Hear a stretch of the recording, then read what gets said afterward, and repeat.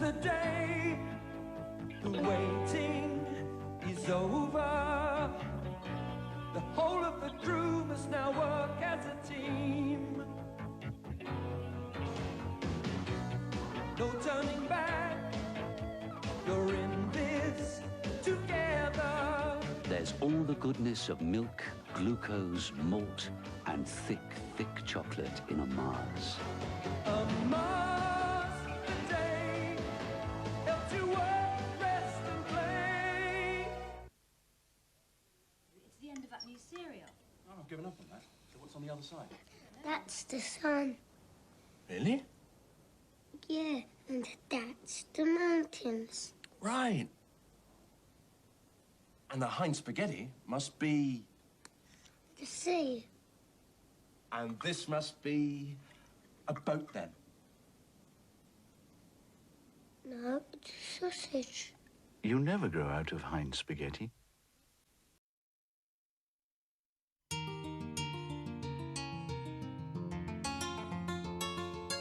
If you have a problem and you need a helping hand, cross the dell and ring the bell, he'll understand.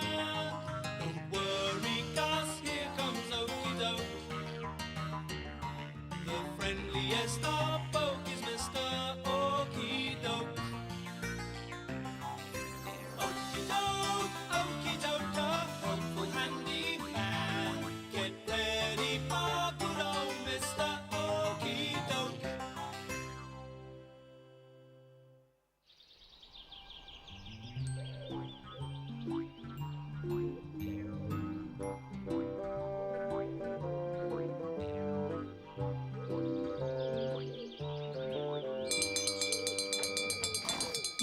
What? Who the... My... Ooh!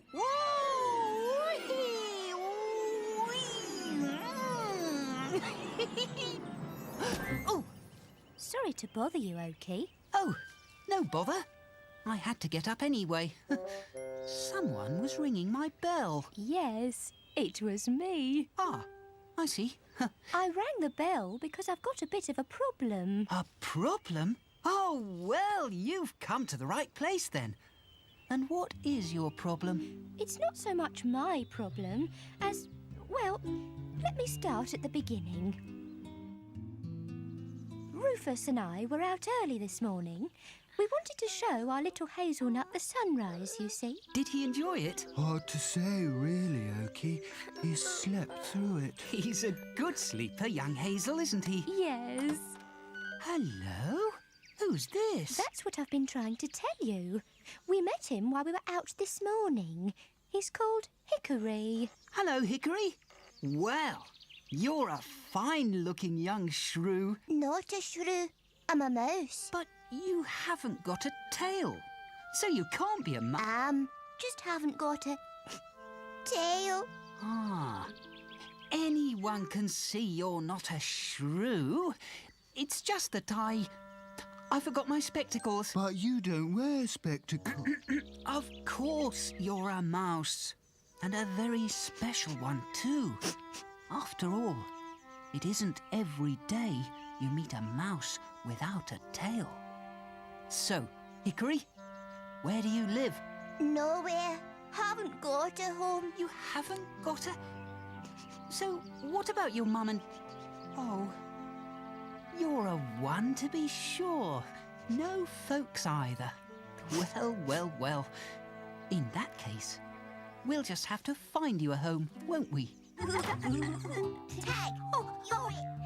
Oh, bother it. What's the matter, Albert? I can't find it anywhere. What? Me stick! Me blessed walking stick! Honestly, Albert, you've got it in your hand. What? Oh, well, bless my soul. There it is. I wonder how it got there. Now then, there's another thing our... Oakie! Hello. Hello, Rose. Morning, Albert. Oh, morning, young Doke. And who's this whippersnapper, eh? This is Hickory. Tag! You're on!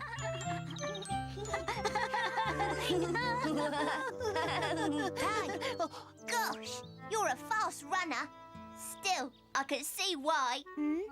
Why? Well, you don't have so much weight to carry as some of us. How do you mean? You've got no tail, silly. I can't help that. You look more like a shrew than a mouse. Snoot, I don't think you should... No, you don't. That's your trouble. That's why I'm much better at tag than you. Tag! Come on, Shrewy. You're on. Hey, come on. I tagged you. You're it. Huh, spoil sport. And so, I was wondering if Hickory could... Hickory? Where's he gone?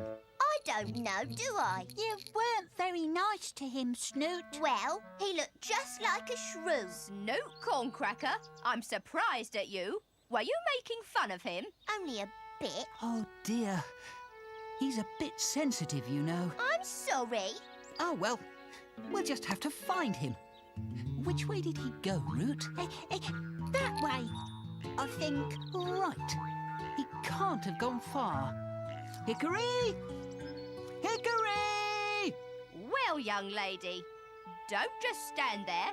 You've got a little looking to do too. And when you find him, you'd better say you're sorry. Yes, Mum. Sorry, Mum. Hickory!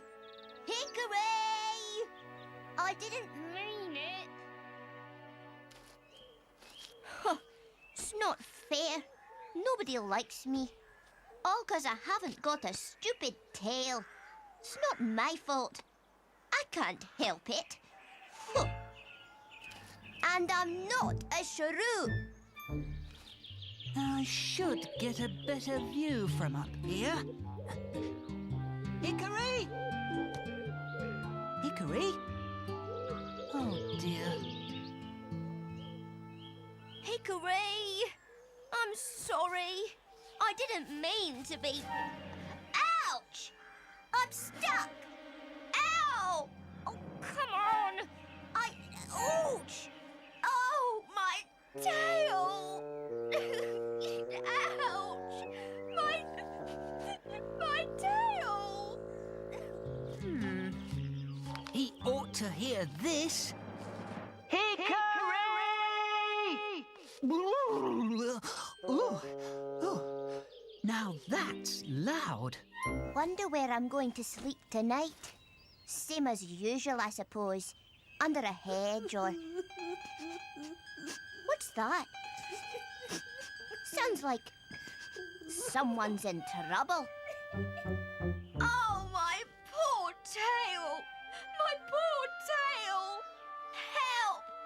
Help me, someone! Oh, it's you. Hickory! What's the matter? I've got my tail stuck and it hurts. At least that's something I wouldn't have to worry about. Look, I'm sorry about what I said. Really? It's all right. Now, let's see what we can do here. Ow! I'm sorry. I'm trying to be gentle. Yes, it didn't hurt. Then why did you... Just thought it might. Ow! There. Oh, thank you, Hickory. Thank you. Hickory! Wow! Oakie Doke! What have you got all that stuff in your ears for? Sorry? Can't hear you. I've got cotton wool in my ears. Ah, that's better. Very loud, my megaphone. Still, seeing as you found him, Snoot, I won't need it anymore. Oh, I didn't find him, Oakie. He found me. Eh? But I thought... You see, I got my tail trapped and Hickory rescued me. It really hurt, but Hickory was really gentle and he got it out in no time. Well, it seems we owe you some thanks, young Hickory. If there's anything we can ever do for you... Well, as a matter of fact, you see, Hickory hasn't got a home or a family, and we were wondering... Then he'd better come and live with us. We've got plenty of room. And Root has always said how he wanted a brother. Oh, yes. Yes, please. Please stay, Hickory. Yes, please do. What? Even though I haven't got a tail? Silly. It's like I always say. A cat's not a dog, and a sprat's not a whale. You can't tell a mouse by a glance at his tail. You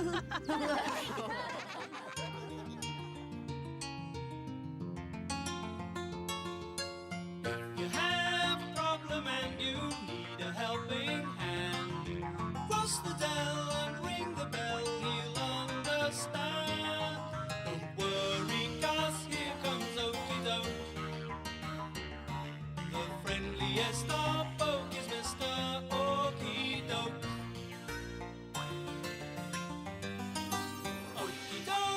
Oakie Doke, a helpful handy man.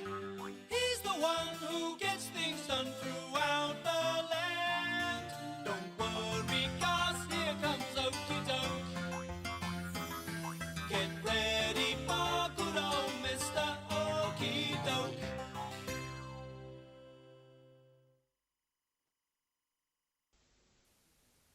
The Allied sale starts with extra savings on hundreds of carpets and a huge choice of curtains for the first 7 days. It's all in the Allied sale.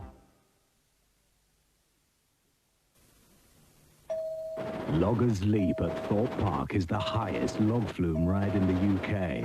You're gonna scream.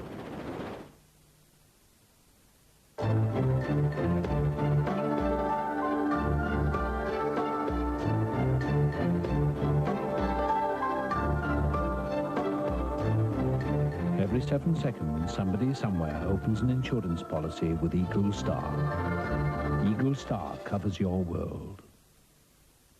Clifford is expecting his nephew Eddie, a laid-back dragon. Hi. With a regrettably laid-forward breath. Wicked.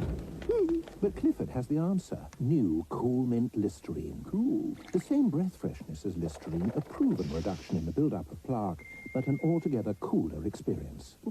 Ma'am. Oh, Clifford. Hello. Oh, Eddie. New Cool Mint Listerine. Cool enough to take your breath away. But not your girl, Eddie.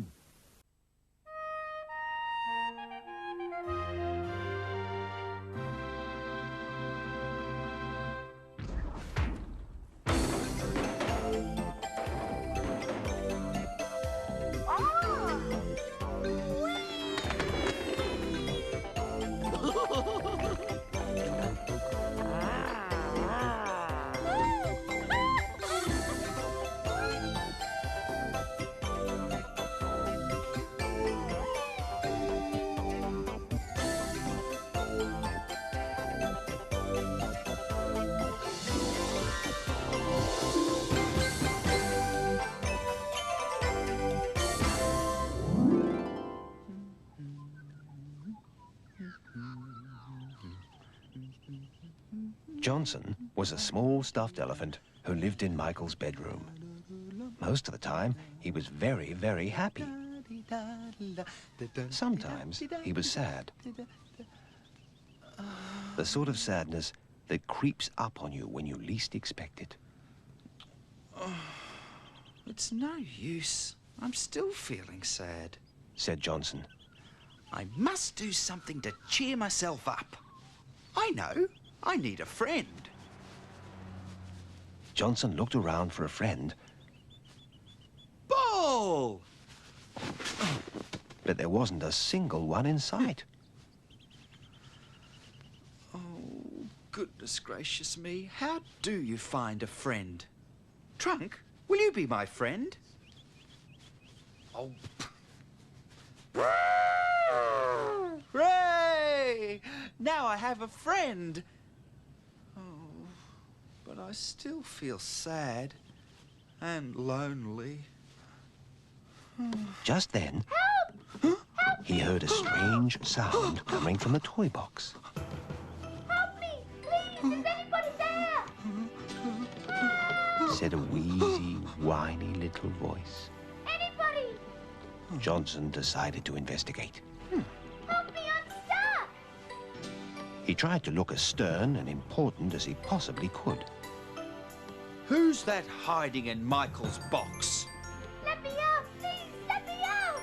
I'm going to count to 3. And if you don't come out, I'm going to go in there and pull you out. One.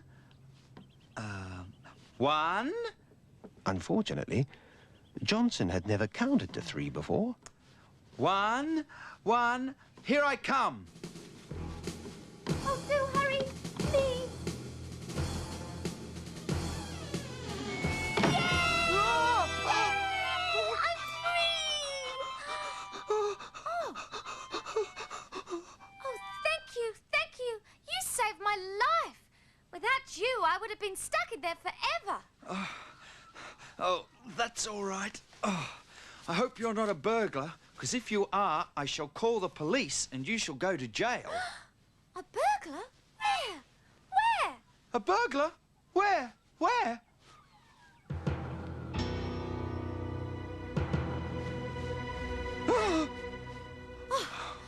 I'm not a burglar. I'm Macduff.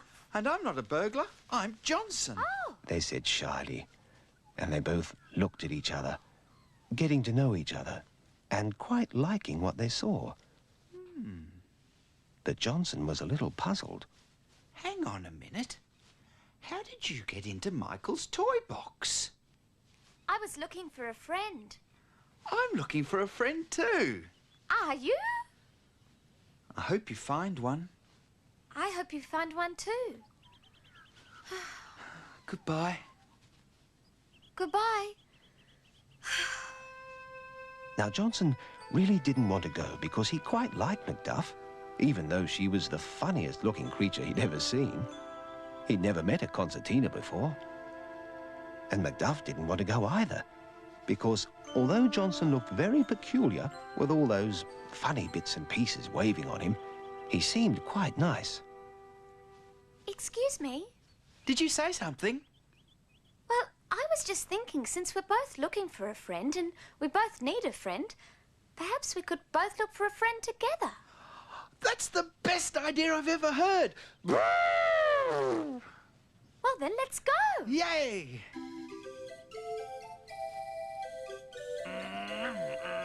Not far away, Diesel, Michael's toy truck, had got himself trapped between the leg of the bed and a building block.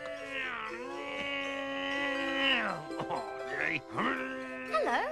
We're looking for a friend. No time for friends. I'm too busy. Anyway, a friend would get me unstuck. That's what a friend would do. Don't you think? Johnson thought so too. He removed the building block.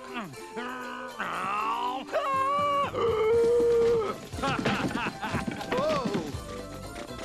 Johnson, he's wrecking the bedroom. You got me unstuck. You're my friend. Did you hear that, Macduff? Hey? I found a friend. Johnson was very pleased and couldn't believe he'd found a friend so easily. Meanwhile, Macduff had become very sad. She would have to find a friend on her own now. It made her feel lonelier than ever. Where are you going, Macduff? I'm glad you found a friend, Johnson, but I must find one too, if there are any left. Goodbye, Johnson. It's been nice meeting you.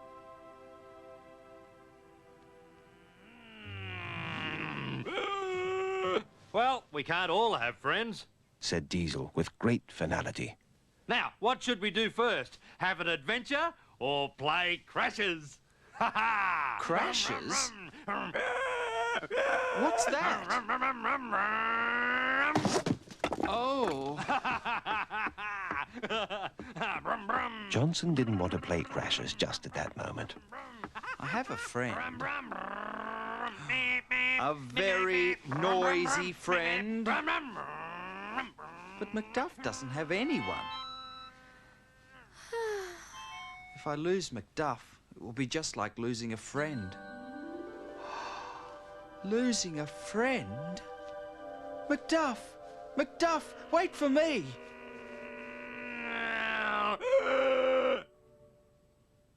Where's he gone? Macduff? Johnson found Macduff trying to hide in the toy box. I've been looking for you. No, you go off and play. Don't worry about me. I'll be all right, I suppose. But I am worried about you. You're my friend. Am I? Well, we've been friends ever since we met. Have we? Yes. After all, we do like one another, don't we? Do we? We do! I found a friend!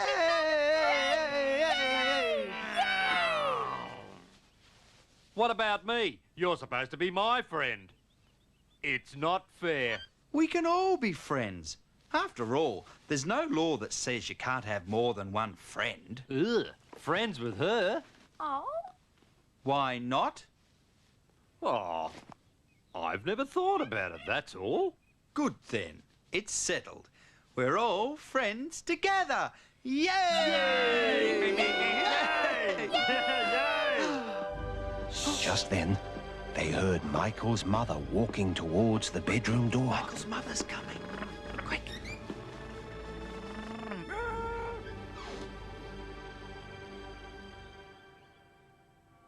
After that, it was very quiet in the bedroom for the rest of the day. But Johnson dreamed very happily, because in the space of a few hours, he had made not one, but 2 friends. It was just a pity he couldn't count to 2. Well, just not yet, anyway.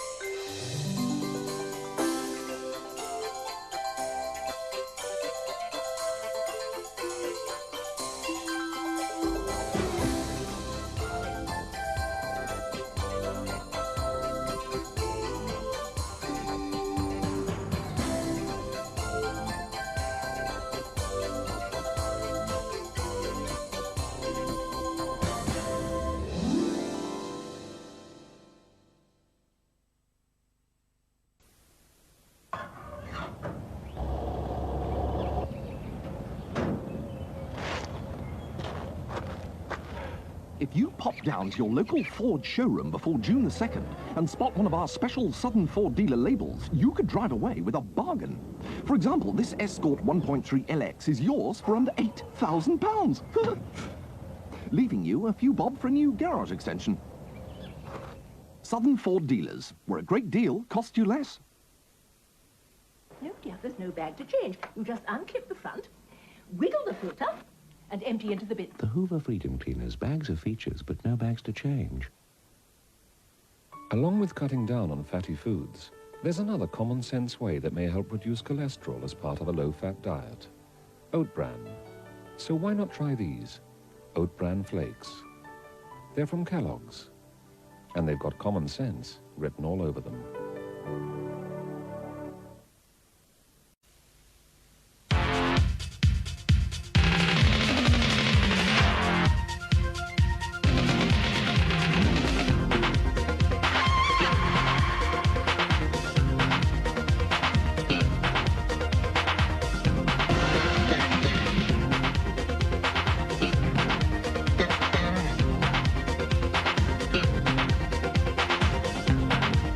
New Diet Pepsi, the right one for real cola taste.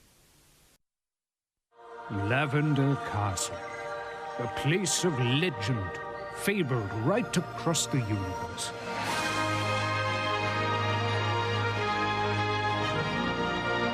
This is our quest to find it.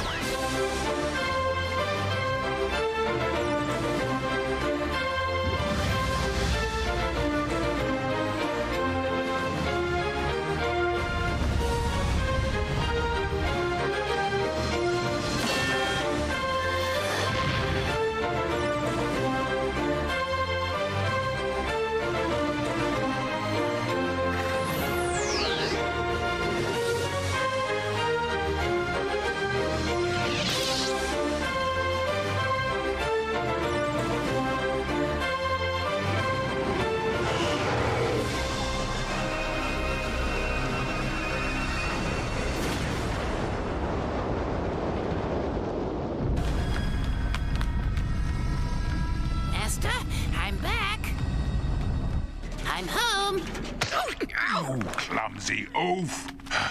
Did you find the paradox? I've searched Everywhere. I couldn't Find it. Ow! Oh. Well, if Mohammed won't go to the mountain will have to come to Mohammed. Now, let me see. 6 packs of D-rings, 3 multi-valve pressure joints, 4 packets of... Oh, good morning, Squire. How can I help? I'm looking for an MD646 engine. Oh, now, you see, that will be difficult. I know they're rare, but I'm offering a high price. Oh, yeah, and how high is...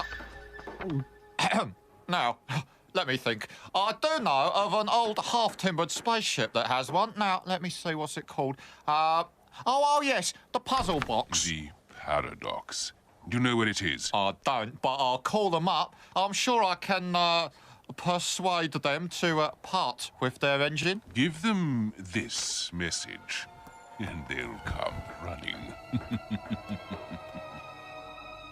Yes, I see. Very well. I'll think about it. Goodbye. That was from the planet Thestal. Somebody down there claims to have information about Lavender Castle. Why'd they call us? Good question. Look, we're out of supplies. So why don't we go down there and kill 2 birds with 1 stone? But I don't understand is why you want their engine. You don't understand because you're an imbecile. Their engine is the bait in my trap. Oh, I wish you wouldn't do that.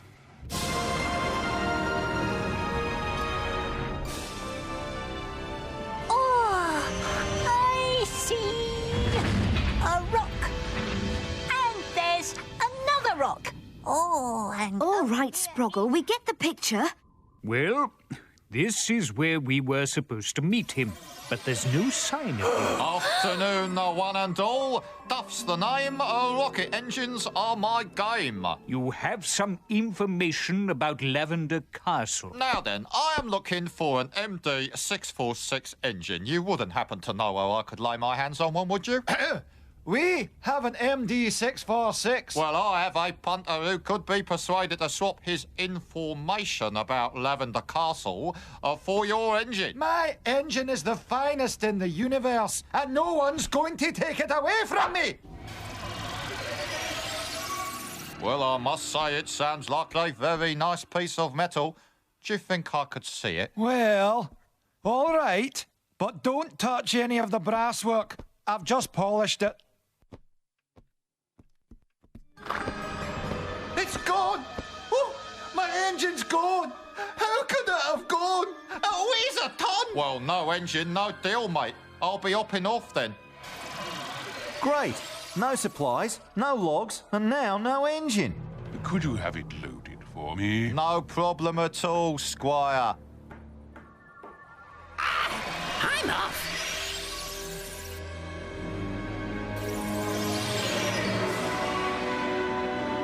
Teleporting. Now I can see how you acquired it. Thank you and goodbye. Excuse me, Governor, but what about my money? Your reward comes from having had the honor of serving me. I'm Dr. Aegon, destroyer of planets and terror of the universe. If I am not paid, I shall take the goods back. You wouldn't dare. No, I wouldn't. Dr. Aegon's mammoth machine! Aegon calling. All right, Aegon. What do you want? Your position is hopeless, Thrice. Surrender the paradox. I've always fancied having a weekend cottage. If you don't surrender, I will destroy you. Do we surrender or fight on? I'm with you, Captain. And me. So am I. I shall be at your side, sir. Yes, yes! What was the question? Here's our answer, Aegon. We would rather die than surrender to you. All right, Thrice. Let's see how strong your nerve really is.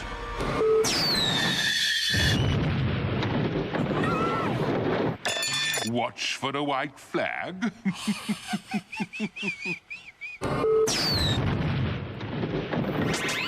That was close. Can you hear me, Thrice? Do you surrender now? Kill them. That, my bloodthirsty little friend, is exactly what I am about to do. I think the next one's got our name on it. Don't panic, Squire. I'll teleport, see? Now, let's get out of here. And how do we do that without an engine? Master, look! Oh, no! Come on, baby! Please, start for Daddy! Hurry, Isambard!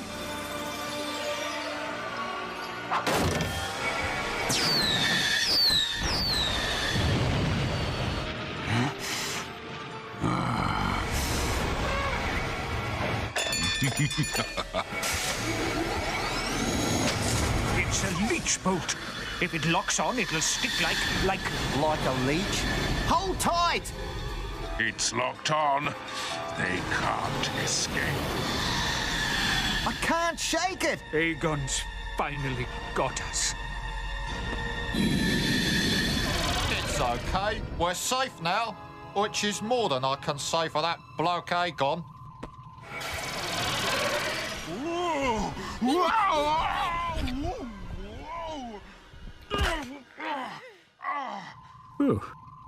Give me back my machine! Give me back my machine!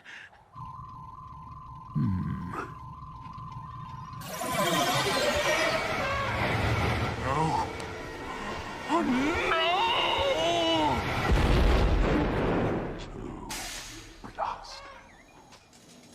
So, where did you learn the hammer trick? Well, sometimes these old engines need a little gentle coaxing. I thought you were in the lounge.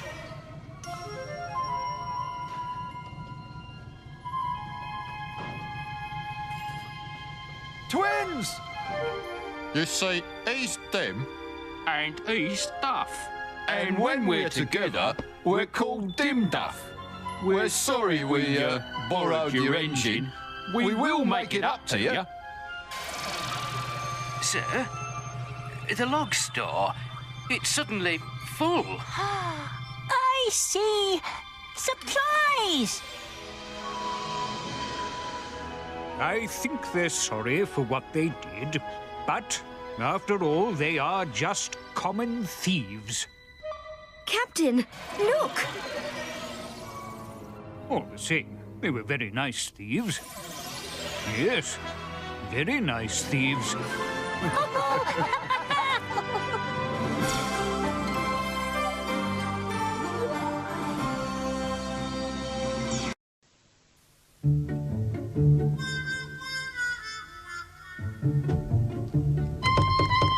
It's not hard to see the negatives in conventional banking hours. So we see to it that we keep our doors open to 6 on Thursdays or Fridays.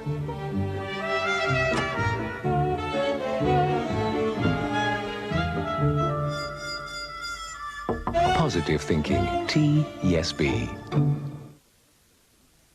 Hello. I've been asked to tell you the secret of what I consider the best tasting coffee. Delicious. The secret's in the blending of 3 types of the finest coffee bean. Excuse me. Yes?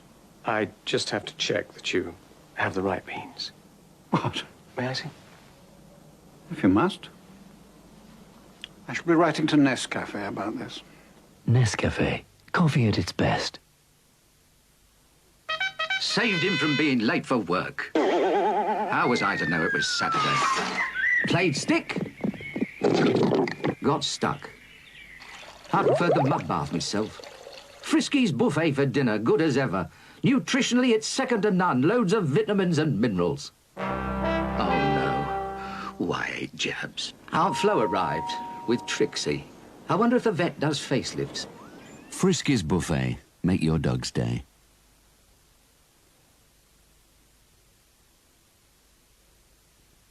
Lavender Castle, a place of legend, fabled right across the universe.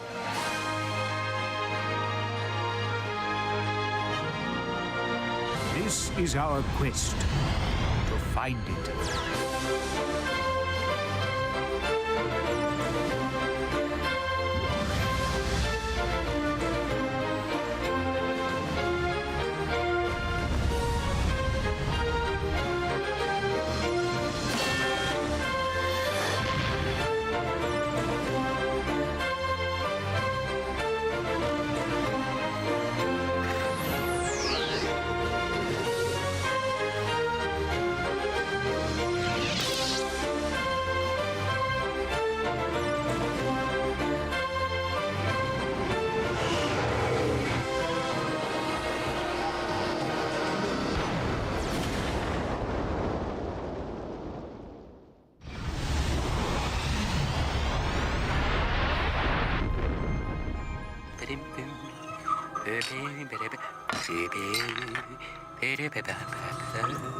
I need to get the colour of your bulb right. Can't you look a little happier? My, Mr. Sproggle, I must say you look quite handsome.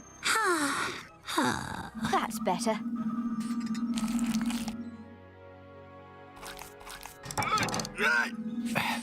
What's the time, Squeaky? At the third stroke, the time will be 14:35, precisely. Beep, beep, beep. What you're doing isn't bad. Routine maintenance. There's nothing routine about this. It's a time machine. A time machine? I didn't know we had a tea machine. Don't get too excited, Roger. We can't use it. Why not? Well, it's experimental. In the wrong hands, it could destroy the fabric of the entire universe. Give over. That little thing. If there were a chain reaction and over a period of time, yes. Anyway, it's something I don't want to risk. Well, you're the captain, Captain.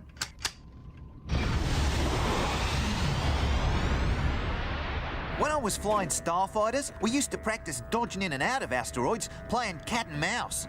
It's surprising how well you can hide behind one of those things. What is it, Roger? I thought I saw something. It's Aegon! Action stations!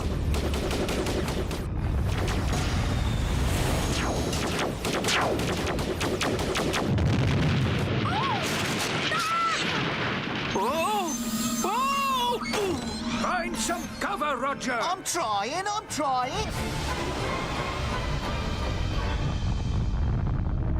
Now, my pet, you know what to do. Yes. Yes.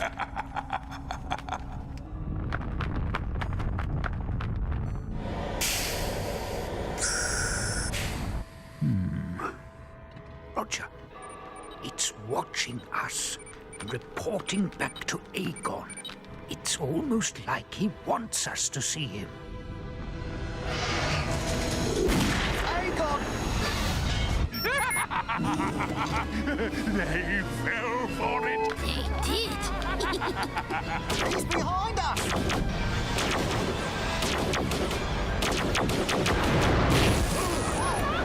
Leica, quick! The captain! He's badly injured. Don't let him die, Leica. Oh, why didn't they hit me instead? I'm just a machine. Leica? Leica? It's no use. He's dead.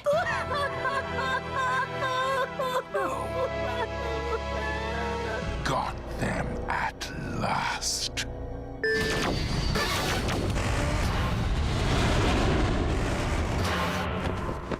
Isambard, I need maximum power! Maximum power coming right up! Isambard, are you all right? Is he? There's only one way to get more speed now. Oh, look out, Mr. Sproggle! Oh, Sproggle!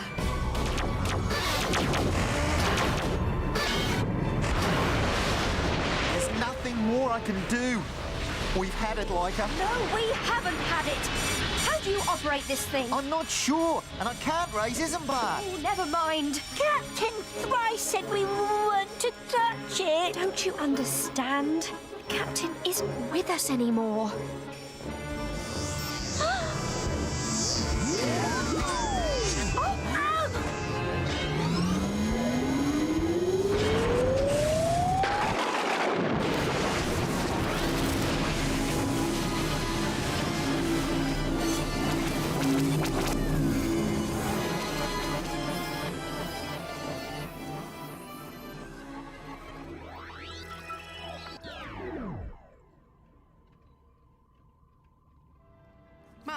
My, Mr. Sproggle, I must say you look quite handsome. That's better. What's the time, Squeaky? At the third stroke, the time will be 14:35 precisely. Beep, beep, beep. I'm sure I've painted this before. What you're doing isn't bad. Routine maintenance. There's nothing routine about this. It's a time machine. Of course! The time machine! Captain, you're alive! Well, yes. Of course he's alive. If he wasn't, I would have noticed. The time machine! It saved you! All of us! Captain, don't you remember what happened? We were attacked by Dr. Agon and you were killed! Don't any of you remember? The attack! Captain Thrice dying! I used the time machine! We're back in time! Leica, you're not well. Why don't you go upstairs and get some rest? Oh! Roger, change course. You're staring us straight into the jaws of Dr. Agon. They're bound to hide behind an asteroid. Yes. You distract their attention while I come up behind and grab them with my mandibles. Your what? My giant claws, idiot! Oh, yes. Yes, then we can go down to the planet and smash them on the rocks. Well, between us, I'm sure we can think up a suitable ending. Now get ready. We're approaching the, rendezvous. Please, Captain! Leica, we're on our way to a planet which could lead us to Lavender Castle. We can't change course now. We may miss an opportunity of a lifetime. But, Captain! When I was flying starfighters, we used to practice dodging in and out of our... Stop it! That's what you said just before Dr. Agon attacked us! They're coming! Captain Thrice! This clock stopped again! Oh, really? Sproggle, how many times have I told you not to turn the clock the wrong way? If you want to correct it, you must only turn it forwards, not backwards. Backwards? What is it, Roger? I thought I saw something. Roger! Change course! Do as she says, Roger! Now! You got it!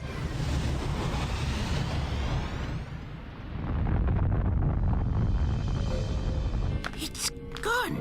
You said it was there. It was. But it isn't. But it was. It isn't. We were literally snatched from the jaws of death, thanks to you, Leica. And Isambard, if he hadn't fixed the time machine... How come you knew we'd gone back in time, but we didn't? I can only say that my biological clock is different. Oh. I had a brilliant plan, and if it hadn't been for you, it would have worked brilliantly. We're going to... You are useless, utterly useless. Can't you see we're going to... Shut up! You'll curse the day you were hatched when I...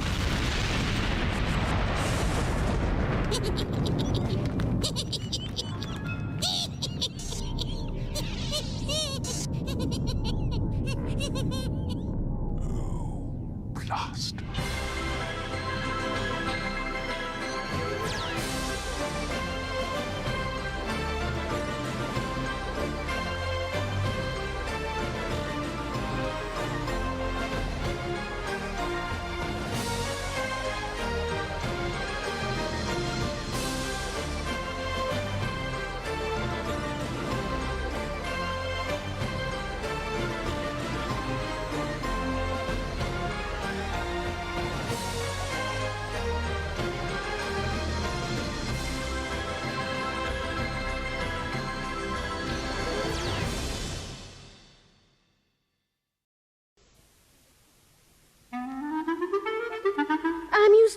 cow's milk, not pasteurized, dear. And this refreshing gel to moisturize, dear.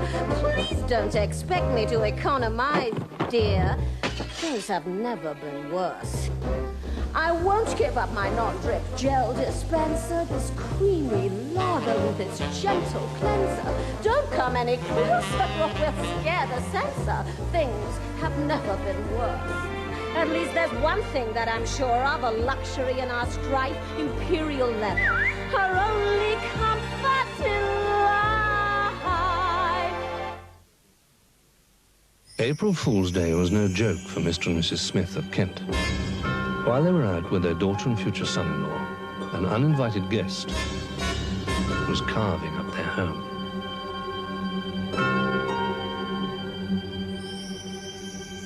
When the Smiths returned, their plans for a glittering wedding were shattered. The first thing we did was make sure the locks were changed. Then our man saw to the rest of their claim.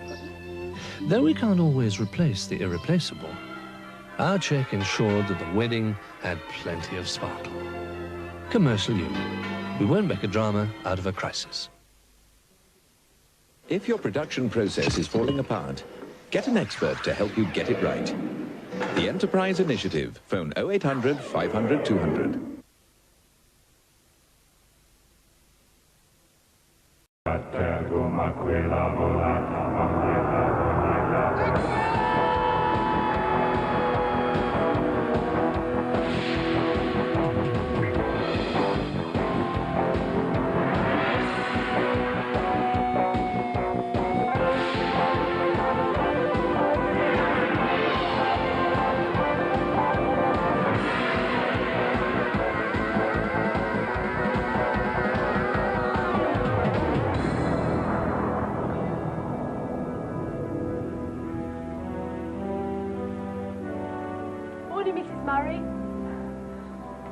Good morning, Mrs. Baxter.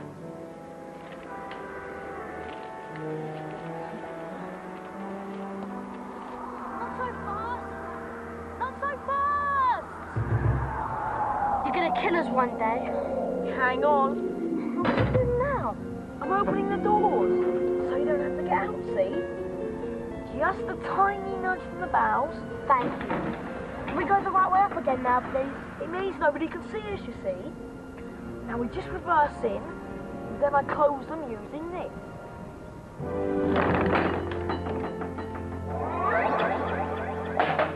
So how fast were we going?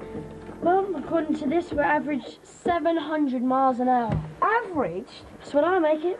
That last town was Southampton, wasn't it? Big city opposite the Isle of Wight. I think it had to be. I'll do it again. You check the numbers and... Where'd it go? What? The paperclip. Pinned off. Oh, I think it went in that glove compartment thing. This machine doesn't have a glove compartment.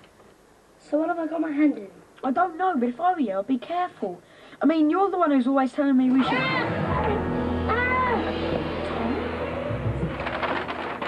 You're stuck? Well, stuck where? No, don't worry about it. We'll see you when we see you. Yeah, he's fine. Been up since 6 this morning, would you believe? Playing out in the garage, where else? Honestly, sometimes you think they were glued to that machine. Try pulling. I can't move. Maybe if you wriggle. There's nothing in there I can wriggle and I'll get some help. Help? Yeah, call a fire brigade or something. Can't stay like this. No, but what? If I tell someone, it'll be the end of everything, won't it? You want me to stay like this forever? Maybe if I got some soap and ran around the room. Soap isn't going to solve this one, Jeff. You have to get someone now. Right. Stop! What? It's okay. It's all right. I can move my fingers and... Oh, what a relief. Okay, end of panic. What's the matter?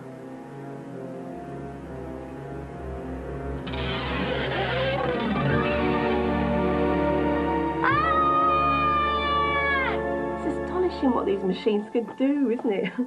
Actually, all I wanted was a fax machine, but it looks like this one could do everything except whistle. Oh, tell a lie, there's a button mark whistle.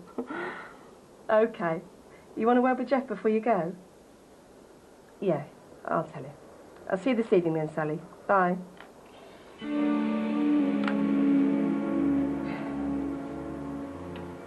You sure it's not spreading? I don't think so. It just goes up to your shoulder and stays there. I can't believe this. You can still move it in things, can you? Moving it's not the problem, Jeff. I've got a green arm. Can't go through life like this. Can't go to school. I can't feel anything. No. What about that? What? This. This? Nothing. Nothing? I'm gonna die. I know it. I'm gonna die. Not necessarily. Believe me, when Mum sees this, she is gonna kill me. Yes. It might be better if she didn't know. Didn't know? You think she's not gonna notice? Come on, you two. Breakfast. Don't worry. I have a cunning plan. Get the milk out, will you, Tom? I've just had your mother on the phone, Jeff. There's been some trouble with the car, and she won't be home till this evening, so you'll have to come back here after school, okay? Right, fine. Do you have to wear that thing at breakfast? It's the time of the full moon, I'm afraid, Mrs. Baxter. What's this? You leave that alone, please. Never put your hand in a machine you don't understand. Anything could happen. Very true. It's a combination. Fax, telephone, answer phone, printer, scanner, photocopier and internet modem. Impressive. Yeah, well, it will be if I can ever get it to work. Unfortunately, there don't seem to be any instructions. And the best machine in the world is no use without the manual. You'll need the sugar as well, Tom. I wonder if I throw it out with the box. Back in a minute. That's it. What? We have to find the instructions. I should let your mum worry about the facts, Tom. Frankly, you've got enough problems. Not for that, for Aquila. For this. You want to find an instruction book for Aquila? There has to be one, Jeff.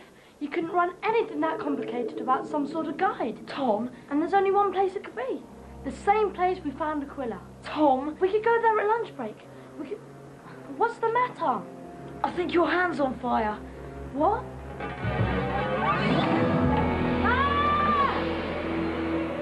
No, nothing there. Is something burning? Oh my goodness, I left the hot plate on. Are you all right? Yeah. Yeah, I'm fine.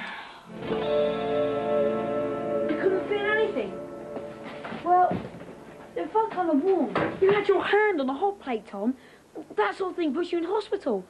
Didn't it hurt? No. That's very interesting. Fascinating. Can we go now? Hang on, I want to try something. Put your fingers on there. What?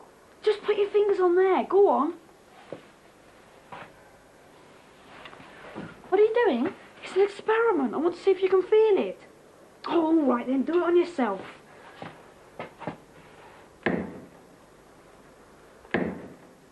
Nothing. Here, you try.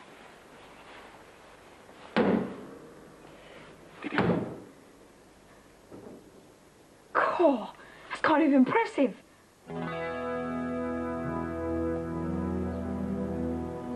How are you going to hide it at school? What? The green skin. Oh, I thought I'd wear gloves and say I've got a disease. Cool. I'll say it's a sort of eczema, and the doctor said I've got to wear protective covering. Nice one. Hello? Hello? Person with the green skin. Could I ask if you could...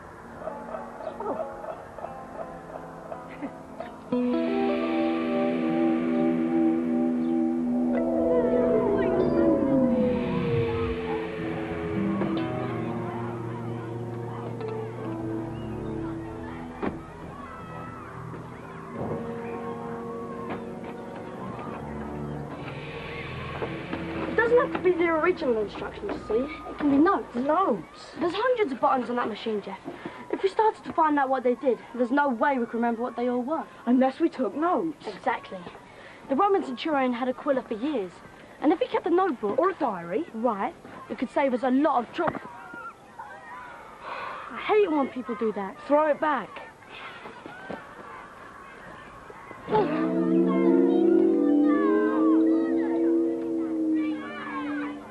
Whoa. Was that your... Yeah. I think it was. Where is it? Hey, you! Where's my football? It was Baxter. Tom Baxter, he threw it. Threw it? Yeah. Baxter. Right. Here. Do it again. With this. Oh, wow. This is interesting, isn't it? And today I want to look at the properties of isosceles triangles. So you'll need exercise books, compasses, and a sharp pencil. I hope everyone has a sharp pencil. Now I want you to draw a line 3 centimeters long in the center of your page. Is there a problem, Tom?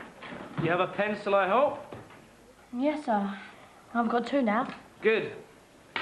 So you take the compasses, set them to 4 centimeters, put the point in at point A and describe an arc.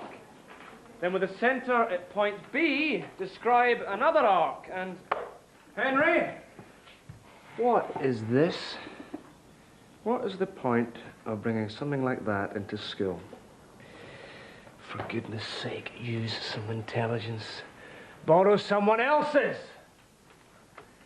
How's the hand, Tom? Not too bad, thank you, sir. Sorry to hear about the eczema. You take care of that now, okay?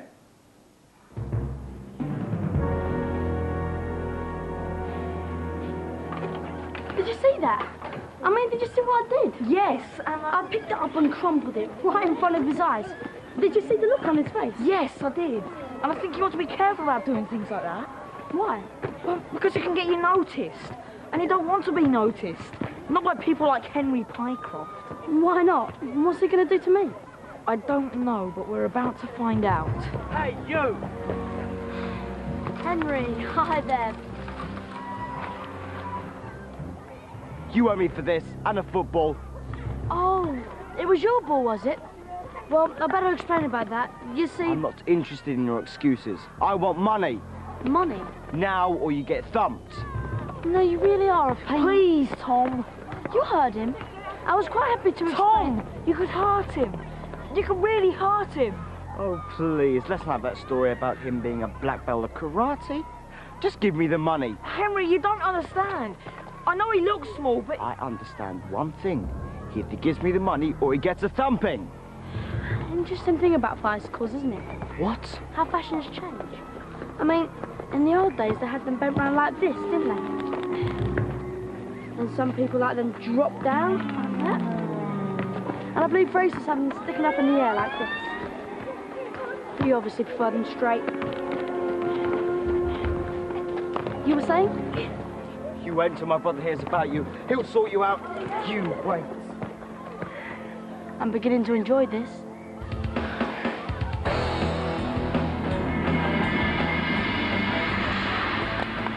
It's like some sort of exoskeleton, isn't it? What? Like in that Alien film. It takes your own movements and gives them extra power. Imagine, Jeff, if Aquila can do something like this, what else can it do, eh? Right. And if we can find the instructions, something that tells us what all these mean, supposing we found something that gave us... That's it! Oh, why didn't I think of it? What are you doing? I could get it to put one on the other arm. And then with both arms... It won't work. I already tried it, in break. Well, what happened? I found a paper clip. Whatever it is, you've got the only one. It's marvellous. Visitors for you, Professor. Oh, Tom and Jeff. My word, you were quick. I only rang your mother an hour ago. You rang Mum? Isn't that why you're here? Well, what did you ring her about? We found it. What? You remember that first day when you asked me what the Roman centurion was doing down in the cave? You said you thought he was hiding something. I think we know what it was. Though it's not easy to believe. It certainly isn't. Want to see? Yeah. Yes, please. Follow me. There was another cave next door to the one you found, you see.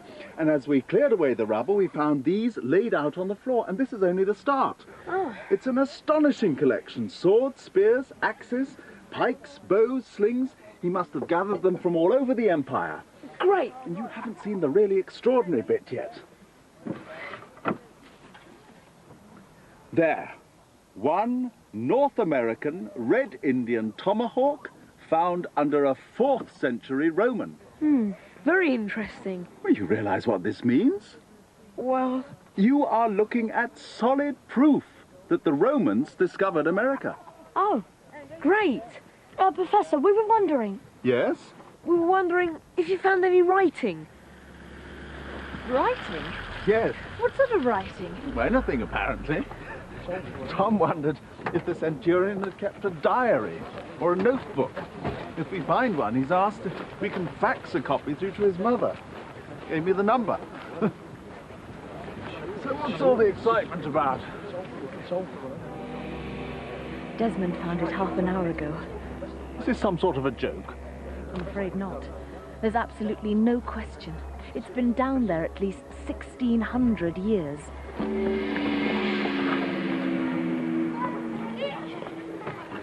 He must have had the instructions written down somewhere. He must have. Disappointing, isn't it? I suppose they could still be there, but the professor hasn't found them yet. Or they've rotted away. It's so frustrating. I mean, we know that machine must be able to do the most incredible things, but there's no way of finding out what they are. We could try pressing some of the buttons at random. We started 7 fires last time we tried that, Jeff. No, we're just gonna have to wait and hope that the professor will... Do we know him? Ah, Morris. Morris? Henry's big brother. I'd forgotten about him. He's very big, isn't he? Whatever you do, don't punch his head. What with that hand, you probably just knock it off. Right. Are you Tom Baxter? Yeah? I wonder if we could have a little talk. In private. Do you mind? No, of course not. Rough him up a bit, but don't kill him. Let's sit here, shall we?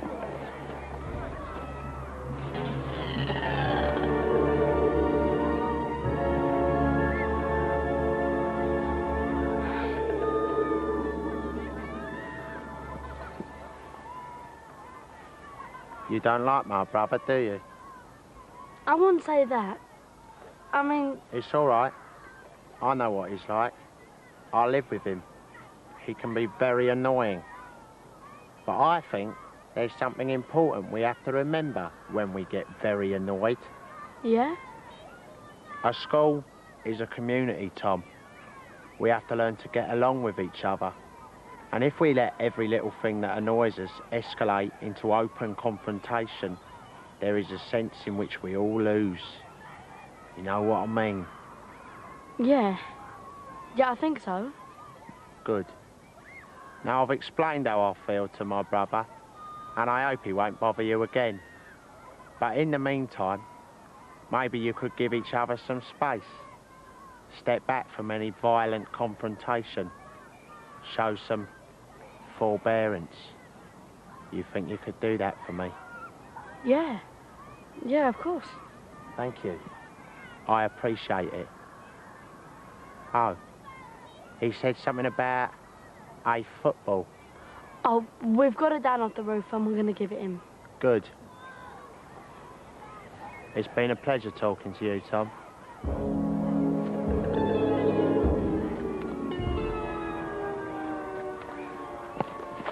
He didn't want to fight you then? No, fortunately. What did he want? He wanted to ask me if I could be nice to Henry, and I said yes. Just like that? Well, he did ask very politely, and I don't think I had much choice. Oh, in that case, we better be very nice to him. Yeah. It's turning into that sort of day, isn't it? Now, don't you worry, Mrs. Murray. Now you've taken those pills, I promise you won't hear any more voices at all. Thank you, Doctor. And if you do, you can tape record them, give me the tape, and I'll take it round to MI5, all right? Bye-bye. What on earth have you got in that matchbox? It's my skin. Oh. It's just some of the green bits that fell off. I thought it might be interesting to keep them. It's a reminder of my life as an alien super being. I'm quite happy to get out and close them, you know. No, it's safer this way. Nobody sees us. Yeah, I suppose you're right. Hang on, I'll get the boat hook. Hello? Hello? I'm interested in hearing about the green skin you've lost. Do you think you could tell me?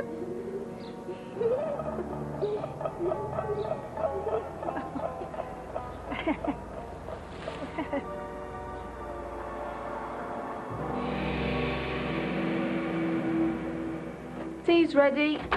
Had a good day? Up and down. Sounds a bit like mine. You wouldn't believe the problems I've had with this thing. Is it working? Sort of. You remember I couldn't find the instructions this morning? It turns out there aren't any. Not that I can get hold of, anyway. The people that made the machine have gone out of business. The man who sold it to me has left the country, and I can't find anyone else who's ever owned one. Frustrating, isn't it? You can say that again. I mean, it's a wonderful machine, which I know can do all sorts of incredible things. But you've no idea how to get it to work. No. Oh, I don't know why I should be depressed. Come on, let's have some tea. I mean, I've got the facts going, and that's the bit I wanted. All the other things are just a bonus, really, aren't they? And you never know. You might find out how some of them work as you go along. Exactly. You know, you boys can be very perceptive at times. Oh, look, it's working. Oh, my goodness. What is it? It's from your professor. I meant to tell you he rang before lunch and... But that's impossible. What is? He says, you might be interested to know he's found a boomerang. And it means the Romans discovered Australia.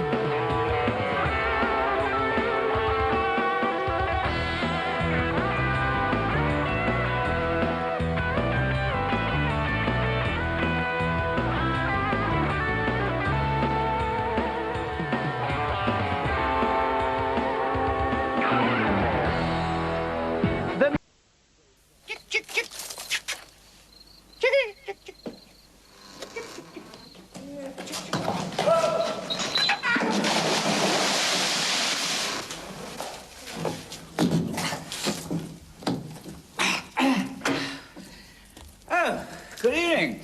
I'm from Tesco. I was just looking for some French free-range chickens. Signore, you are in Italy. And this is a vineyard. El Vignardo. El Squelcho. No, no sign of the chickens yet. But I did stumble across a fantastic new wine. Should I buy some? Well, it's a dry white, rather like Frascati, but it's the one the Italians drink. Colli Albani. Colli Albani, may we? The whole vintage? Oh, yes. Yes, I'll tie it up. Chickens. Well, that's the business over with. Signore, these chickens... Yes. What do they look like? No, I haven't seen one yet.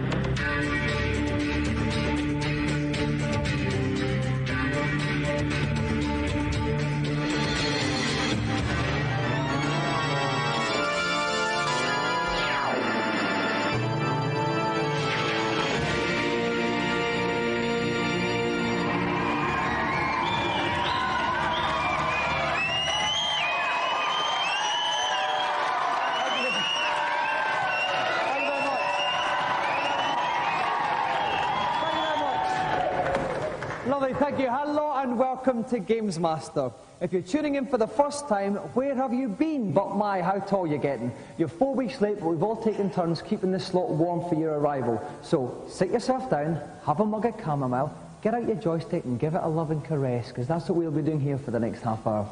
Right, to kick off tonight's little foray, let's call up the Galactic Scoutmaster himself, the Gamesmaster. Greetings. I'm delighted that you've chosen to join me again here at the fertile fount of game-playing challenges. We begin tonight with a truly anarchic escapade on a game called Road Rash. You'll be taking part in a frightful, unofficial motorbike race in which hot-headed youths punch and kick their way to the checkered flag at speeds of over 150 miles per hour. The challenge is to come first on the Redwood Forest stage. I'm afraid to say that amidst this rowdy rabble, he'll need to ride with Beelzebub at your wheels. And revving up the aisle with his hands on his throttle for this challenge, having burned rubber all the way from Dartford, Richard Wiltshire.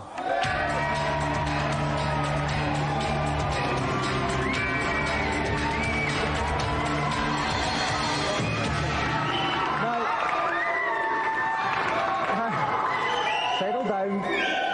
Now, Richard, you've never actually played this game before, but you're a bit of a biking boffin, aren't you? Yep, I've played everything on the Amiga, and it's a good racing game, and I enjoyed that. I'm good at that, so I reckon I can handle this. OK, now in this game, you've got to kick, punch, generally get a bit dirty. Can you handle that? Well, I think so. On Super Hang On, there was a cheat mode where you use a machine gun, but I've never used my bare fist before. OK, if you'd like to sit yourself down in a hot seat, we'll get ready to play, Richard. And riding pillion with me in the pulpit, no stranger to leathers himself, is Sega Power's Neil West. Welcome, Neil. Thanks, Dominic. Now, Neil, a bit different from your average bike game, this. What general tactics can you give Richard? OK, it's great fun beating up the opposition, but it does waste time, yeah? It's quite a short race, so he's got to get to the front early, so if he can overtake, then do so. But if he does have to get rough, then try and grab the stick of one of the other riders. Right, we'll look forward to that. OK then, Richard. Punch, kick, overtake your way through 14 other competitors to win the race. Are you ready? Yeah. Rev up your bike and start the race. OK, and off goes Richard. We can see, oh, you straight into the smack someone there right from the start there. We obviously know what Richard's aiming to do in this race. No problem at all. Right, if you notice in the bottom right-hand corner, the number that was 15 is now up to 14. That's showing his place, yeah? He knows there's 14 other riders, now 13 other riders still ahead of him. He's whacking them about. He's now chasing Sid. He's fighting pretty rough. Is Sid going to be a problem to him? Sid shouldn't be a problem. The guy to watch out for is a guy called Biff. He's got a baseball bat. Right. He'll do his best to swing at you with it, but the trick is a little bit of air there. Sid just lost it. One of them just did the business. Oh, he's the car in front. No, he just managed to dodge that one. You do not want to go into the back of the car. It's bad news. OK, now he's coming out on Dread here. That's right. Dread's ominous sounding character. Smacked him in the face, and he's out of the race. He is. As you see, Dread went down to half energy. If he'd taken another hit, it would have fallen off. It's really quite good because the other riders actually have their own characteristics. Some are nice, some are nasty. Some will get in your way, some will try and block you, some will get out of the way for you. OK, so we're just over a third of the way through the race. He's in a ninth. Oh dear! Down he goes. Right, he's now got to run to his bike, get on it quickly and rev away. Pulls a wheelie and off he goes. And of course he's lost a lot of time there. Costing time. More importantly, the riders who are behind him now have the chance to overtake again. So he safely missed that one. Another thing he's got to watch out for. Another thing he's got to watch out for is policemen. The last thing he needs right now is to be picked up by the fuzz. It's very painful. OK, he's coming back on Sid again now. Is he going to smack him? Yes. Oh my God, he took a bit of a wallop there. And down goes Dread. Look in the rearview mirror, you can see Dread tumbling away in the bottom right-hand corner of the screen. He's now really got to concentrate. He's got to take a few chances, perhaps, and just do his best to get ahead. OK, so similar position. There's about a mile and a half to go. Not too much time to come first. Not too much time at all. There you go. Oh, someone just took the fall. Gained him an extra place. He's in sixth on the tail of Rex. And he's coming up on Rex. I think he's going to give Rex a hefty smack in the face here. And down goes Rex. Into fourth place. In the fourth place, it's getting very, very tight. He's got about a mile to go at the most. Rich is going at full weight. Oh, there's two in front of him there, actually. Could be coming up in the second here. He's up there. He's coming in at second place. Could he come up in first place? Just went out flat. So Richard finishes in second place, but it's not good enough to win the challenge. Hard luck, Richard.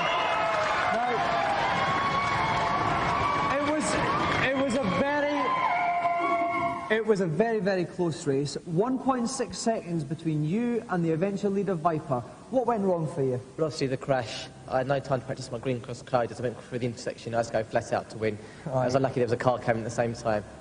OK, well, unfortunately, we can't offer you our prize, but have you enjoyed coming to play Gamesmaster? It's been a great laugh. Well, we've enjoyed seeing you streak through the forest, Richard. Ladies and gentlemen, our gallant loser, Richard Wiltshire.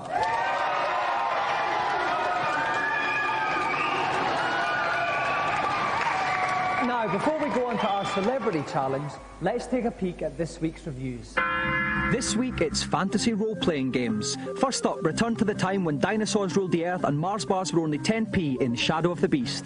Lovely graphics, nice backgrounds, nice animation, but the gameplay sucks a bit, and after a while you just get a bit jarred off. Looks good, plays fast, but doesn't offer anything new in the final analysis. It's a bit of a disappointment. It's got a big name, but not the gameplay to back it up.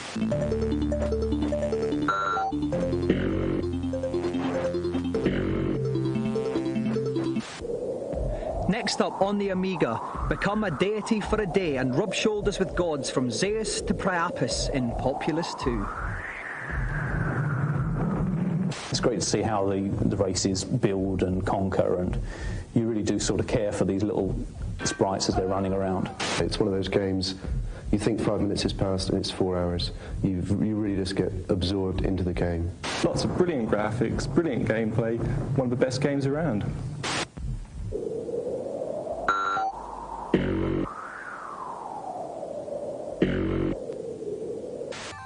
Finally, on the PC, a medieval romp around ye olde merry England in King's Quest V. It's not pushing back the boundaries, looks good, but it's a bit too cute for my liking. It's so American and apple pie that you just want to vomit every time you load it up. There's no sex, no violence, and absolutely no fun, I'm afraid.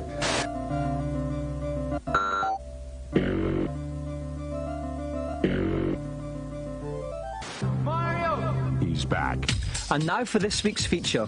The battle for the British console market is fiercer than ever, with Nintendo and Sega locked in a multi-million-pound advertising war. Sega marketing supremo Philip Ray had a wee chat with us about Sega's battle plan. I think Nintendo probably take a more Unilever type approach to marketing, which means that they are probably more conservative. We like to do things which are a little bit off the wall and a little bit rebel, because we feel that the Sega brand needs to be seen to be street cred. If any one man is responsible for the street cred appeal of Sega's hardware, it has to be Jimmy, the swarthy game-playing star of Sega's campaign. Well, can't play Super Monaco all day long. Not unless you have one of these. Jimmy is a hero. He always gets the women. He's brilliant at playing Sega games. If he played pool in the pub, he'd win. He's probably got a Harley-Davidson bike, and he's probably a brilliant surfer in California. So with all those things, I think every man would love to have those qualities. Maybe, but Jimmy's creators were hopelessly wrong with their early ideas of how a game-playing hero should look. It was horrifying, because we got it so horribly wrong. Our character was long-haired, rough, a bit dirty, and all the kids came back saying that they thought that sort of person was a bit of a granddad, really. And they wanted someone much more clean-cut and much younger. The revamped Jimmy now lives in his customised trailer from where he spearheads Sega's assault on Nintendo and the British market. It's a battle which looks set to run well into the 90s. Game over, sunshine. If you'd like more information about anything you see in the programme, you can call the Gamesmaster Club. We'll give you the number at the end of the show. So, some sound advice on where to put your pennies. Now it's time for our celebrity challenge, and we'll go over to Gamesmaster to find out what it is. Welcome back. I hope you weren't put off by the rather violent nature of my first challenge, as I'm sorry to say my second offering is also not in terribly good taste. It's taken from a game called Heimdall, and is set in the drunken atmosphere of a Viking tavern. You have 2 minutes in which to throw an unlimited number of axes to sever the maiden's 8 blades and save her from the bawdy Vikings. But beware, because you're somewhat sozzled. The cursor is extremely volatile, so you'll need to muster all your wits to release the axe at the correct moment. Good luck, young man. A fair maiden's honor is resting on your aim. Now, the competitor on this challenge requires a steady throwing arm and bags of confidence. Who better than the greatest darts player in the history of the game, 5-time world champion, Eric Bristow?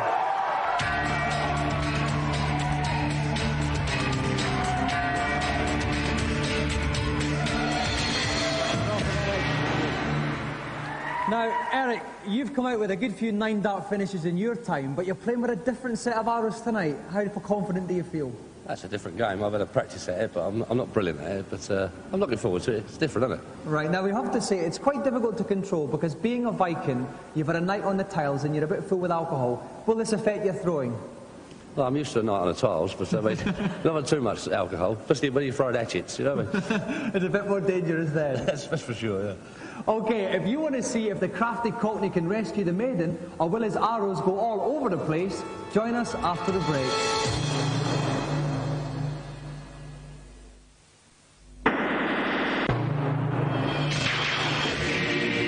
Welcome back to Gamesmaster.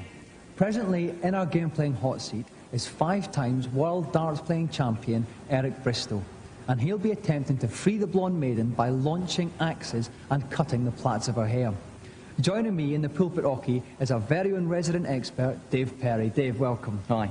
Now, Dave, this is a very tough challenge. It is a tough challenge, yes. He's only got 2 minutes to do it in. I've seen Eric practicing. He's getting pretty good at it now. But it's all made harder by the fact that his crosshair's wobbling all over the place because the character he's playing is supposed to be fairly drunk at this moment in time. Okay, well, let's hope Eric can steady his Viking hand then. Are you ready, Eric? Yes, I'm ready. Ladies and gentlemen, order please. Game on.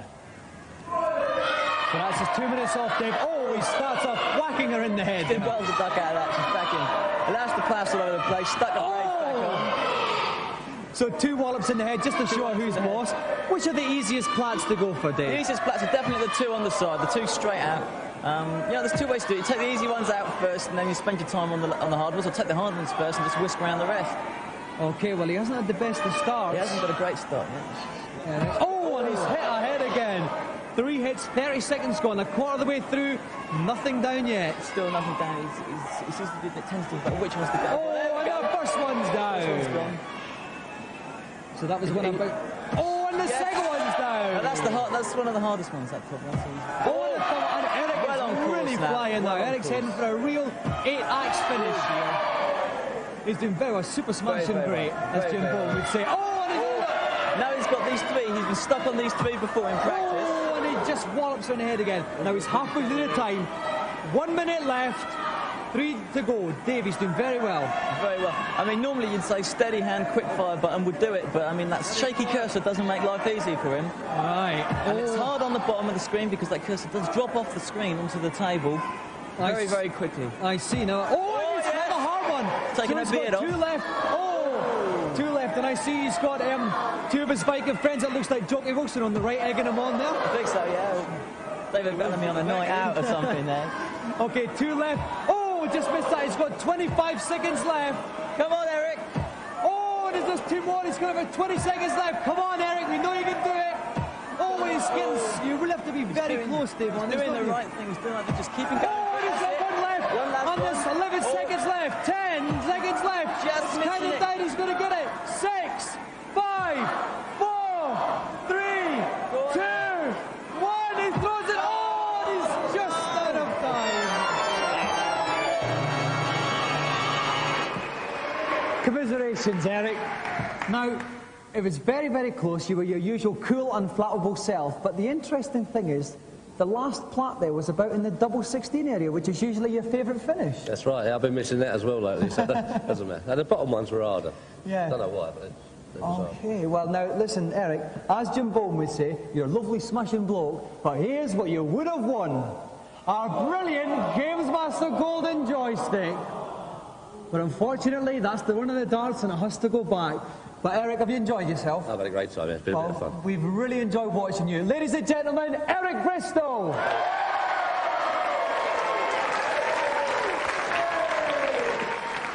Now, perhaps with a couple of tips and cheats, Eric could have completed one of his famous 9-dart finishes.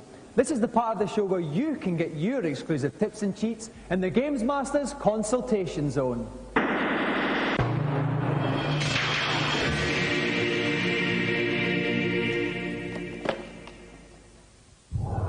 Hello, Gamesmaster. Welcome to my kingdom. I keep running out of lives on Disney's DuckTales. Is there any way I could get any more? Still languishing behind on DuckTales? Oh dear, you are in need of help. Now please listen very carefully. If you visit the African mines, you'll be sent back to Transylvania, where you'll find 2 extra lives.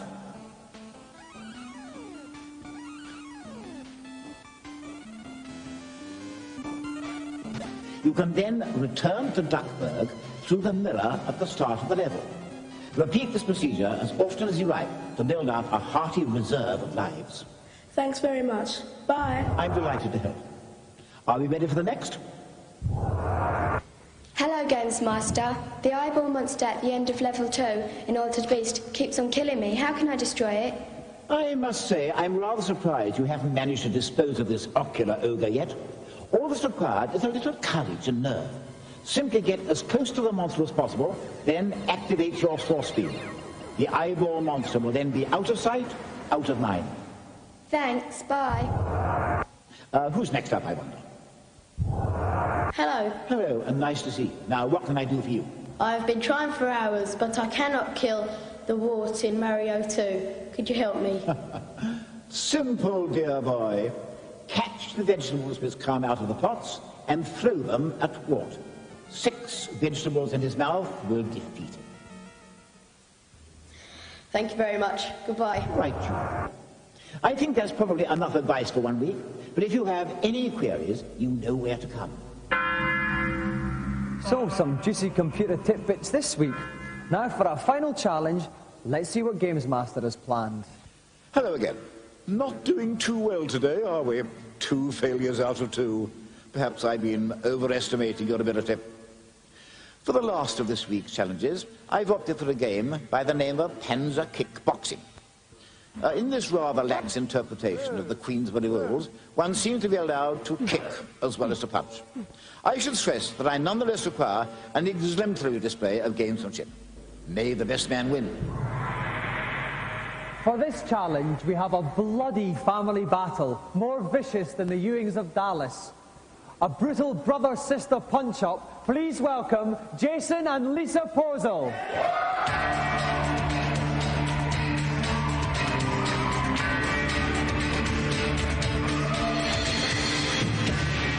Now, Jason, if I turn to you first, how much practice have you had at the game? I haven't had that much, but I think I can beat her anyway. Okay, so you really fancy your chances against your sister? Yeah. I normally beat her at home. All right.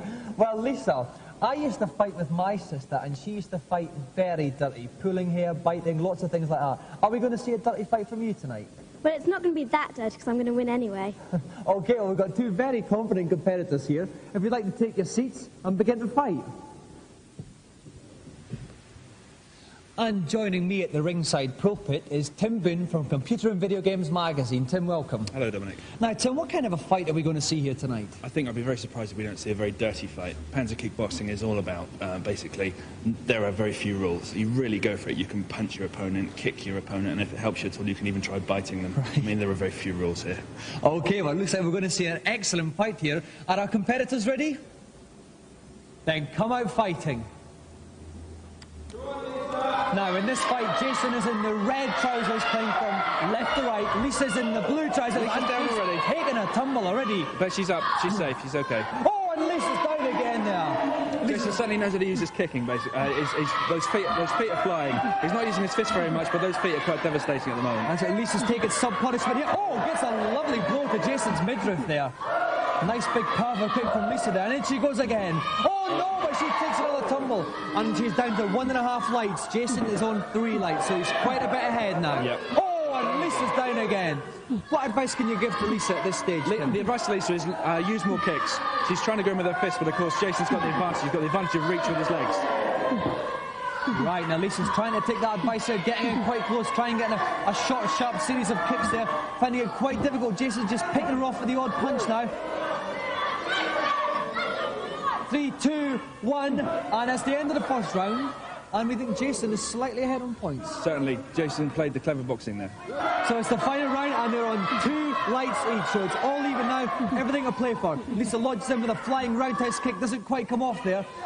Oh, and she connects there, lovely. Oh, and another one in the midriff. Lisa's coming back like a devil here, Tim. Absolutely, Lisa's... Oh, no, just as I say that, she's down. Oh dear, Lisa's got to get turning round here. Oh, nicely on the other side of her opponent. And they're just ducking and weaving all around, dodging each other. Oh, Lisa connects. Oh, and Jason's down to 1.5 lights here. This is getting very exciting now. Oh, and Jason strikes back with a flying roundhouse kick, which leaves Lisa flying. It's very, very close here. Lisa's on 2 lights, Jason's on 1.5. There's 23 seconds left. We're looking for one knockout blow from one of the contestants now. One kick or one punch could sort this and decide it completely. So they're both in, going for the big kick here. There's only 15 seconds left. It's going to be ever so close. Jason's down to 1. Oh, Jason's down to half a life. Oh. And Jason's down. This could be the end. Lisa just needs one big kick or one big... And he's down. I think Lisa's done it. He's being counted out. I don't know if he's going to get up from this. Is he going to get up? He's just up from that. And there's 7 seconds left. He's down again. I think he's out for the count here. And the referee is counting Jason out. They're selling advertising on the soles of his shoes, basically. And the crowd are counting him out. And I think that Lisa has won.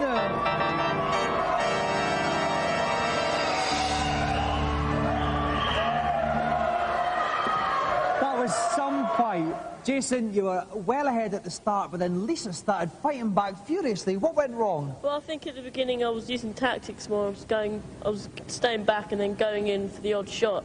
And then at the end I started going in to try and knock her out. And that's when I think she caught me. That's right, you committed yourself and you paid dearly for it. Lisa, what a fight. Tim and I in the commentary box, we thought you were out of it, but then you just fought back. What happened? Well, at the beginning I thought the joystick wasn't working or something because I kept just being knocked down, and then I just remembered that what I'd been playing before, and then I just won. Okay, you did very well. So when you go home tonight, are you going to have a fight of your own and then see who wins that? Hopefully.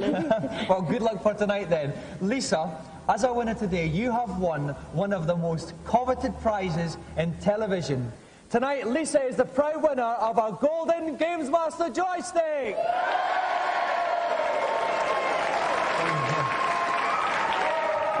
Please give another round of applause to Jason and Lisa Porzol.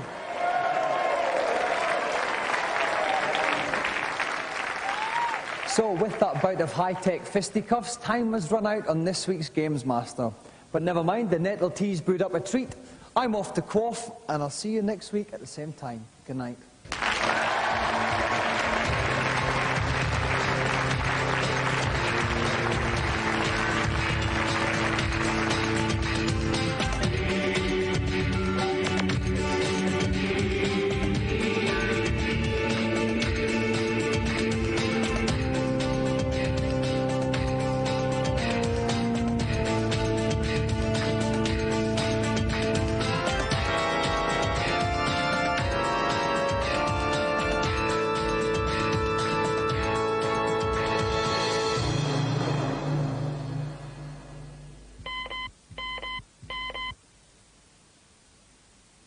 Now for that information about the Gamesmaster Club.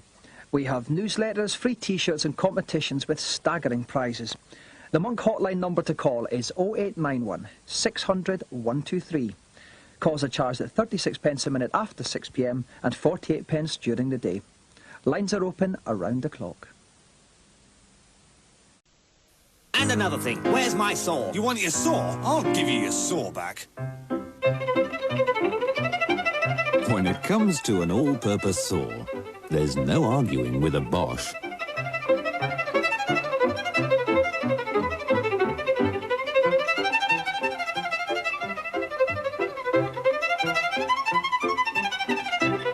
The Bosch all-purpose saw cuts most jobs down to size. If Clerical Medical do investments, why the funny name?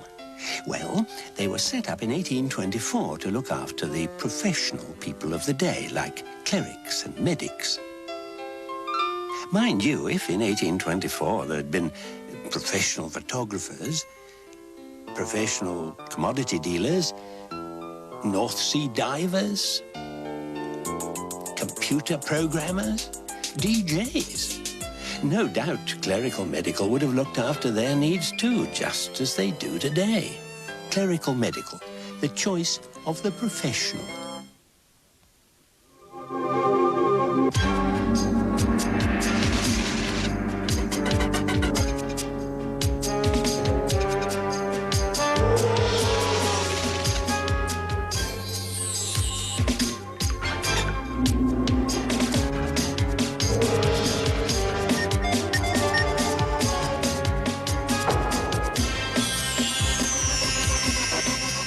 Celsius, the new aftershave.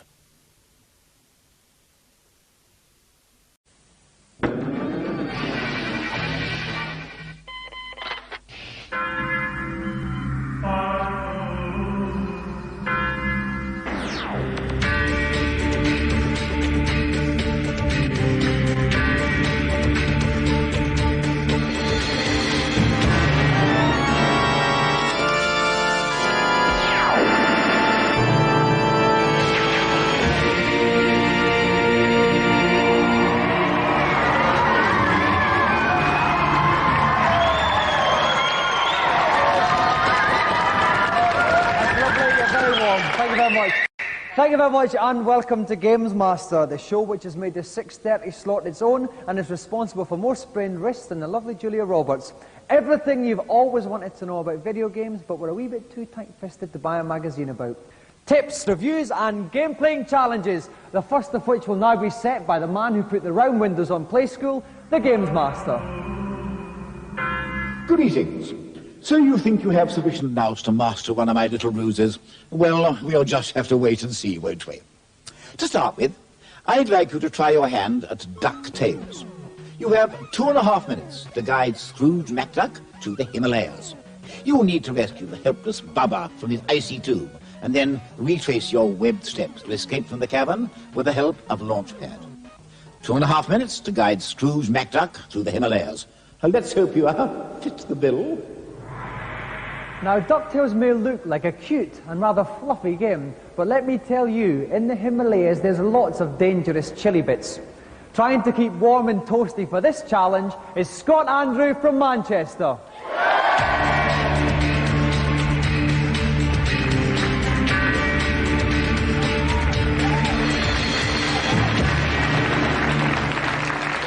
Welcome to Gamesmaster, Scott. Thanks. Well, so have you been practicing very hard at the game? Very hard. And you're very confident about the challenge? Very confident. Well, I'm very pleased to see you are, because I think it's a very tough challenge, to tell you the truth. It gets quite tricky in some points. Yeah. OK, well, wish you all the best, Scott. If you'd just like to go and plonk yourself down in a hot seat there and get ready to start the game. Here, as always with me, is Jazz Rignall. He never seems to do anything else apart from perch with me up here. Jazz, DuckTales, very good game, quite a tough challenge. Yeah, it is. The game's not that difficult, but the challenge is, and unless he hasn't mapped it out, he's going to have trouble. OK, well, we've got every confidence in our Scott. Are you ready then, Scott? Off you go. Now, what's these first little things that Duck McScrooge has got to... There's a horrible snow here, and he's got to use the pogo stick technique to get rid of them, otherwise they'll take his energy off. OK, well, he seems to be going at a pharaoh pace. He's obviously got to avoid this huge big ram here. And, but he's successfully manoeuvred that. He ducked away from it instead of fighting it. Is that a good idea? Yeah, if you mess it up, unless you're absolutely sure that you're going to hit it right. Oh my God, falling down gaping chasm now. Is he going to be killed? No, this is fine. He can drop miles, basically. He's going the right way. What it's all about is actually mapping your way through here, and he's going the right way. OK, well, he has 2.5 minutes to do the challenge, and 30 seconds have gone already, so he's going very well, Jazz. Yeah, he's going the right route, as I said, and that's the most important. If you start getting lost or something like that, you can end up spending minutes of your time trying to retrace his steps. So, always found one of his little nephews. Is that Huey, Dewey, Louie? What are they called? I forget what his name is, actually. But it gives you a clue and tells you what you should do. Oh, I'm terribly sorry. He just seems to be narrowly missing all these icebergs. I don't know how he's managing to miss them. Well, it's all right, he's picked up an invincibility pill, so he's safe there. You can go flying. Now, who's this? I think he's actually found Bubba. He's found Bubba! OK, so that's... So he's exactly halfway through the time limit now, and he's found Bubba, so he's well on course, Julian. He certainly is. He's got the jewel. He's got to find that helicopter. He's bouncing his way across. He's got to be more careful coming back because he hasn't got the invincibility, of course. Right, I see. So he's obviously got to negotiate the snow here. And he's rattling away, but he's got 1 minute left, 60 seconds left here. It's going to get pretty tight here, Julian. Yeah, he's doing really well, and he could make it. Now he's just got to negotiate this huge big spider. It's going to be a problem. No, he's safely past the spider. He's over the hair. He's got 45 seconds left to go. There's a big rope. I think he's going to go, but he's got up the rope. He's bending it. He's got 30 seconds left. He's got it. He's found him. He's found him. He's won it!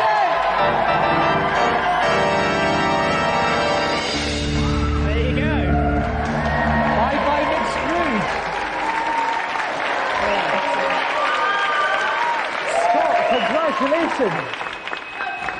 Well done. You made pretty short work of that challenge there. Yeah. Were you nervous at all? Yeah, my legs are like jelly.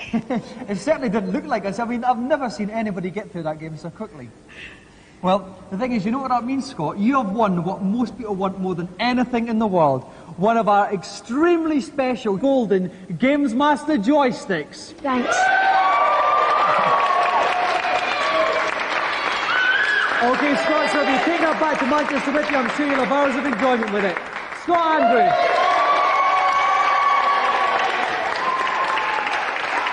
OK, so while Scott gets to grips with his large possession, let's go and check out the reviews of all the latest new games. Our 3 games this week are linked by the word funk. First up on the Mega Drive, strut your surreal stuff with the console world's answer to Bill and Ted, the extremely laid-back Toe Jam and Earl.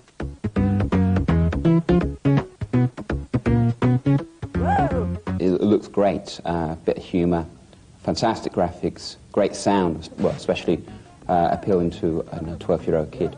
Toe Jam and Earl is a very good game graphically and very good musically as well, but it has very limited appeal and I feel you could get quite bored of it quite quickly. Good fun for a while, I'd say. Slickly put together, but not a lot of game in there.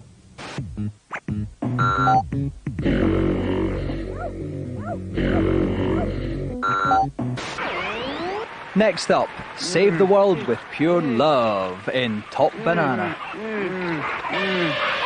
The game itself, it's got great music and the graphics are absolutely superb, but that doesn't actually make the game. The playability isn't there. The theme of Top Banana is very environmental. It makes for a different game, but all in all, it's just another platform with beat 'em ups in the middle. Seen it all before, really.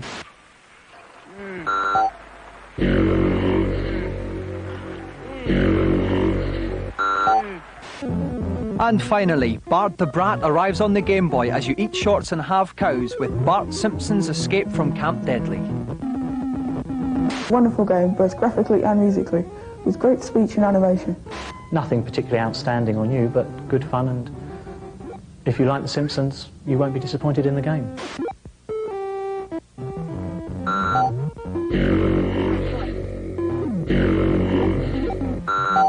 Now for our preview section. They zapped you with Xenon, gifted you with gods and enchanted you with magic pockets. The Bitmap brothers are now back with the Chaos Engine. Renegade's Graham Boxall gives us a sneak preview. The Chaos Engine is the latest Bitmap Brothers production. It takes place back in the Victorian era, and your job will be to take 6 characters into a Victorian house to destroy the Chaos Engine. Your main character who's controlled by the joystick, and then you've got 2 other characters who have got their own attributes, and although they mimic your movements, they'll follow you around. They've actually got special identities. The game's strongest features is the fact that it creates a new gaming environment, taking the best elements of arcade games and combining them with role-playing games to create something that nobody has ever done before.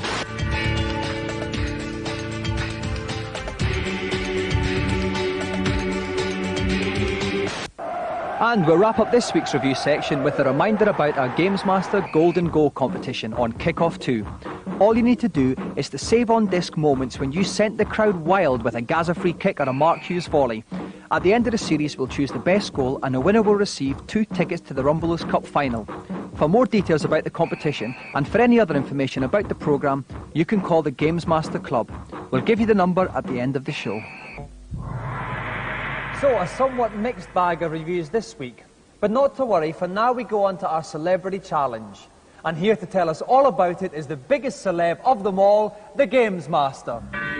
Nice to see you again. I do hope you enjoyed that last little jaunt. What an extremely able young man he was. Time for some sport now, I think. Let's retire to the billiard room for some green baize action on Jimmy White's Whirlwind Snooker. You'll have 90 seconds each on this most realistic of snooker simulations to amass the highest possible score. Only the colours will be on the table. They'll start over the pockets, but will be returned to their spots once they've been potted. May the best man win. And for this challenge, young Christian Price from Nottingham will take on the game's designer, Archer McLean. And helping to provide expert ball-by-ball commentary is one of the most popular and successful figures in the game, the whirlwind himself, Jimmy White.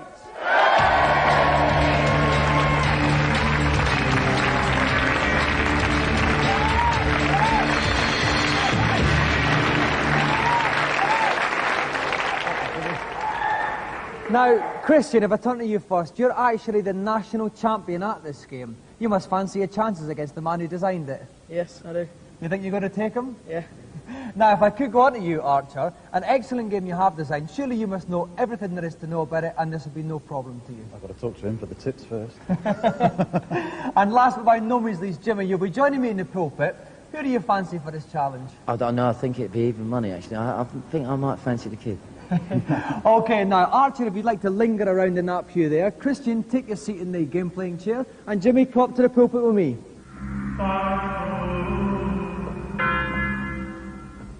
Okay, so what's any general tips you could give Christian?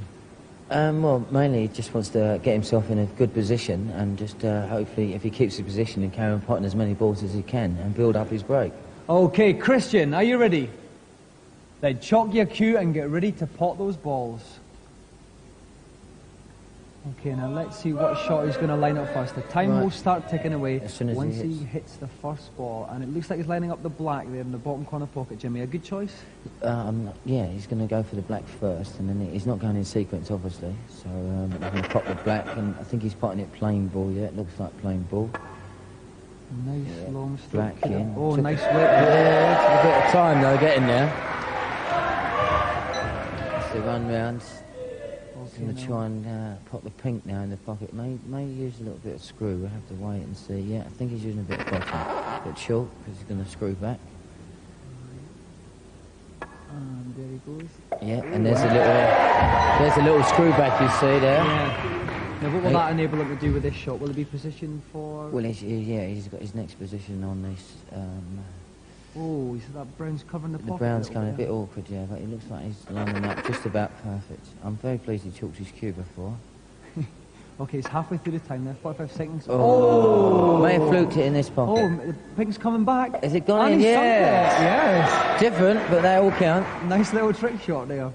And he's just line this ball up again. I think it needs to come a bit higher. Hopefully, use a bit of screw as well. Yeah, he just used a bit of... He used a stun shot, which is tremendous. Christian's potting very well, but he's only got 20 seconds left now. He's going to have to hurry now, Jimmy. Hurry up. Yeah, he's lining up the pink again, a bit to the right now with the diagram. That's it, about there. Maybe a bit more. Yeah, I think he should hit very it. tense. He's got 7 seconds left. He's got to pot this one. Yeah, great shot. And that one's in. Does he have time to line up one more? 3, 2, 1. Oh, out of time, Chris, with a score of 31 points. Tremendous. Christian, would you like to swap places with Archer then? And if you'd like to find out if the game's designer Archie McLean can better Christian's score of 31, please return to us after the break.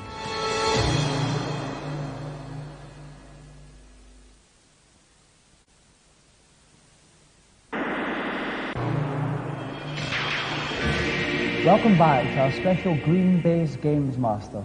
We're featuring Jimmy White's Whirlwind Snooker Challenge, and the great man himself is with me in the commentary box. National Computer Snooker champion Christian Price has just scored a break of 31, and now the game's designer Archer McLean is about to see if he can top it. Archer, are you ready? Then chalk your cue and begin your break.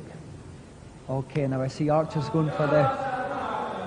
looks like he's lining up the pink. Yeah, he's going to line up the pink. I think he may play this with top. Just see, yeah. Stunned that ball beautifully. Yeah, very good shot. Now, is there room to squeeze the pink in here? The pink, yeah, similar shot that Christian had. He needs to hit this straight, and he's in length, bit of screw just there. below bottom. Yes, that's it. Great shot. Yeah. Now he's bringing it round. They're going to try and pop the pink. He may even attempt to go off the brown here. I think he might just go straight to the pocket when he gets it round. Okay, here he goes. Yeah, and he sucked that one. 18 He screwed points. it back. Tremendous shot. Screwed it back, leave himself a nice angle for it again. That's right. I think he's going to stay on this pink and score points from this shot, because he's already got it lined up. So he's very clever. And a nice one again there. Screwed it back a little bit. He's going to move it round, give it a bit of variety. He's now going to pop the black. Okay, 37 seconds left. Oh, 31. He's now equalled Christian's score. It's all in this next ball. He's got 30 seconds left here. What's he going to go for, Jimmy? He's going for the same shot again in the middle, but from the other side of the table. He's just going to stun it in. That's what he's done. Oh, and he's done it, and Archer's won.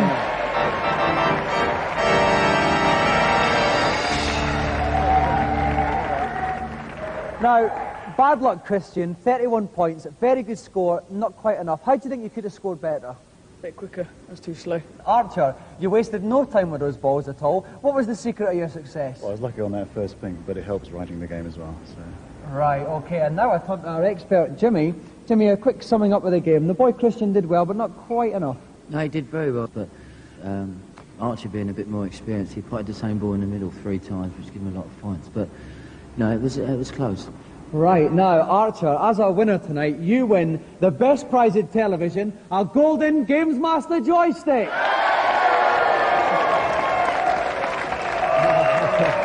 Another round of applause for our winner and a Gamesmaster Christmas prize. Thank you.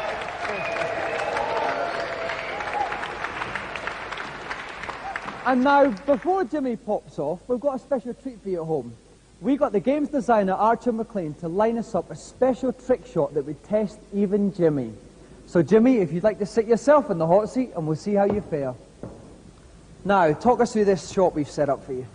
Right, where the arrow is pointing at this red here over the pocket, right. I'm going to try, with the cue ball being based here, I'm going to try and pop the red over the pocket, which is like, well, it is impossible actually, but I'm going to play a 3-ball plant. Right. So I'll just take this over to there. Okay, well, good luck, Jimmy. Okay, are we ready? Yeah. Right. Should cannon it and knock the red in. Oh, brilliant! Another round of applause, thank you very much, Jimmy White! And now, while I pot a few pings with Jimmy, let's go into Gamesmaster's consultation zone.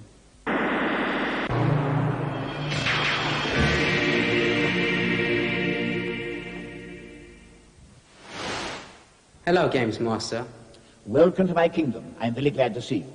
In Spider-Man, I can always reach the forklift boss, but he keeps ramming me. What am I doing wrong? Foolish boy. You really should have realized by now that you can't stop this particular rogue if he's facing you. So you need to leap behind him and let him have it with your web. About 10 times in total. That'll do it. Oh, great. Thanks. Bye. Next, please. Hello, Gamesmaster. Hello, and nice to see you. Now, what can I do for you? On level 3 of Turtles, I cannot jump over the gap without dying. How do I do it? You should have experimented a little, young fellow. The answer really is most simple. Walk straight over the gap and don't jump it at all. Things are not always what they seem. Thank you very much. Goodbye. Right, on to the next, please. Hello, Gamesmaster. My son gave me Shadow of the Beast 2 for Christmas, and I'm finding it very difficult to get anywhere. Can you give me any tips or suggestions? If my memory serves me correctly, there are no shortcuts. But you can make life a lot easier by beefing your warriors up. Now listen. At the start of the game, walk to the right of the screen towards the pygmy. Once he starts pestering you, call up the question mode and type in 10 pints. Your warrior will then be invincible. And all you have to do is to find your way around. Thanks very much. Well, you'll find it works. And that little revelation brings the session to an end. I do hope the advice is going to be of some use. Now we go on to our eagerly awaited third challenge. Let's go to Gamesmaster. For the last of this week's little escapades, we visit our colonial friends in the Antipodes for an episode of Neighbours. The challenge is to take on and beat all comers in a scooter race around a place called Ramsey Street, avoiding potholes, roving kangaroos, an elderly lady known as Mrs. Mangle, and a plump jogger by the name of Harold. So keep your wits about you and try not to succumb to the banality of the plot. And to play this challenge, we're very lucky to have with us Neighbours' very own Matt Robinson. Please give a moist Gamesmaster welcome for Ashley Pass.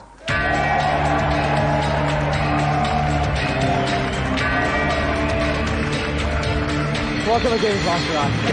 How are you? I'm very well.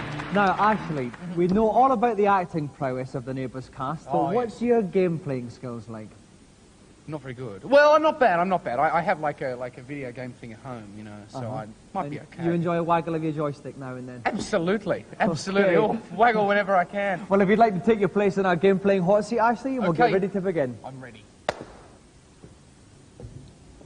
And joining me in Lassiter's pulpit is Gamesmaster's very own game-playing expert, Dave Perry. Dave, welcome. Hi, Dominic. Now, you were saying to me earlier you don't fancy Ashley's chances much at this. I don't at all, no. I don't think Ashley's going to get too far in this game, really. It's very, very difficult to control, and Ashley's not much of a skateboarder, I don't think. Ashley, are you ready? Oh, yeah. Then off you go.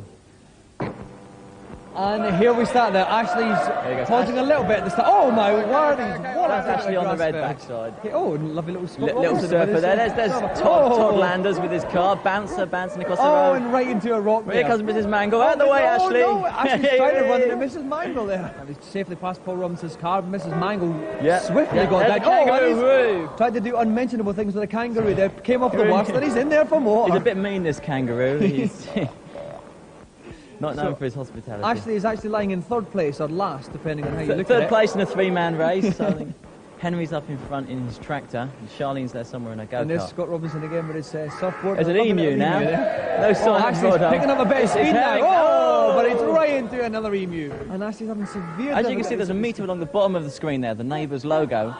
The white part is his popularity, and as you can see, his popularity is going down every time he falls off. And what happens when his popularity reaches zero? He gets dumped out of the series and the game over. Oh, Helen Daniels with the painting of Mrs. Mangle there. Very formidable opponent. Known for a body check. There's Harold. That's old fat Harold jogging along the road. I think Henry's won the race there. He's coming. Oh, Henry's coming first. Charlene's coming second. So I think this is the long trek home for our Ashley here. Yep, there's Harold there. Harold's overtaken. Des is there. Des seems to get around a bit in his car. He's continually appearing all over the place. Everywhere. And there's Helen again. She's walking around all over the Helen's street. had a bump on the head, I think. She's forgotten where she's going with Mrs. Mangle's portrait. Okay. Into the grass verge again. Doing untold damages to bonsai trees. Ashley Pass got Ashley. It's all over.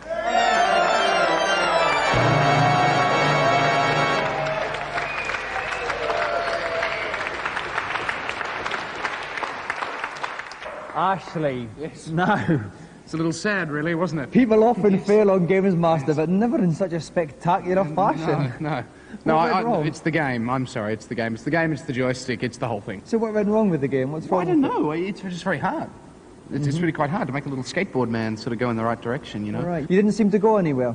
A bit like the neighbour's plot line sometimes. Yes. Well, I'm very, very sorry, actually, but you walk away empty-handed. But I hope you've got lots of happy memories of us here. Thanks very much, Dominic. A round of applause again for Ashley Pass.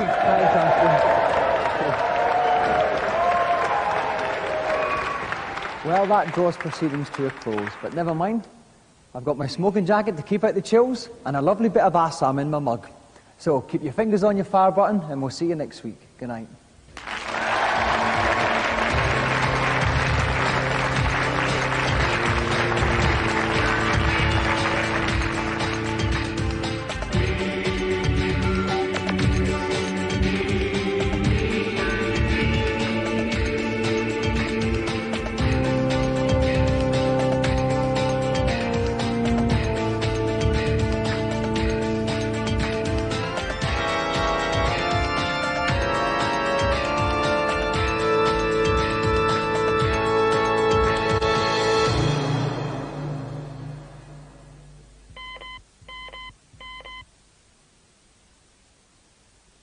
Now for that information about the Gamesmaster Club. We have newsletters, free t-shirts and competitions, including the Gamesmaster Golden Goal competition. The prize, 2 tickets to the Rumbelows Cup final. The number to call, and please make sure you dial accurately, is 0891 600 123. Lines are open around the clock. Yes, it's official. 1992 and all that is on its way. And here come the men from the Ministère to make sure we toe the line. And hello, they've started already. Watch out, MCC. Here come the EEC. Yes, it's directive number 3972. You don't bowl anymore. You boo. Ah, well, down at the Dog and Canard, at least there's one import we're finding easier to swallow. Heineken Export. Matured a little longer to taste a little stronger. It's a smooth one, all right. Yes, Britain agrees. Heineken Export really is a great 0.57 of a litre. There's never been a more rewarding time to visit your Ford dealer. Until December 31st, Ford dealers are taking hundreds of pounds off every Ford that's in the Lucky Numbers promotion. It's all part of a £17 million giveaway. And there's finance on Fiestas, Sierras, and previous model Escorts and Orions. See the local press for details.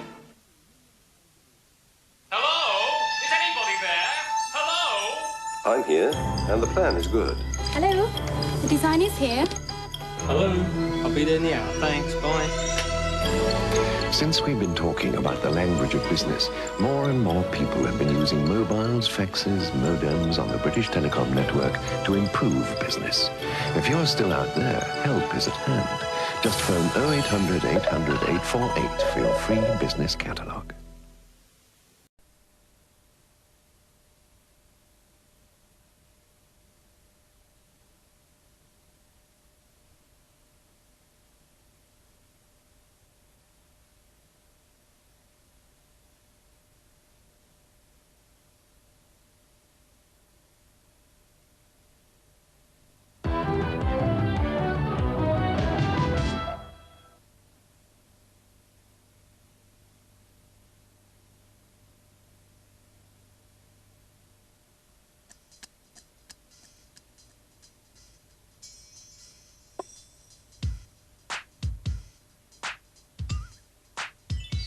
Hit it.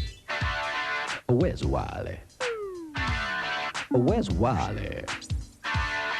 Did you say him? Where's Wally? Where's Wally?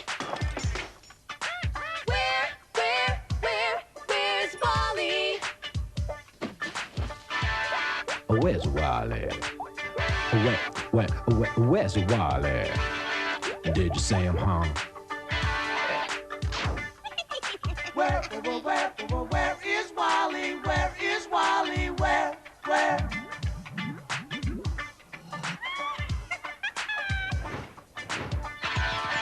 Where's Wally?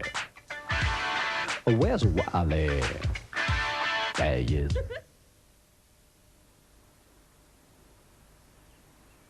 Welcome to a new adventure with our wild, wacky, and handsome hero, Wally.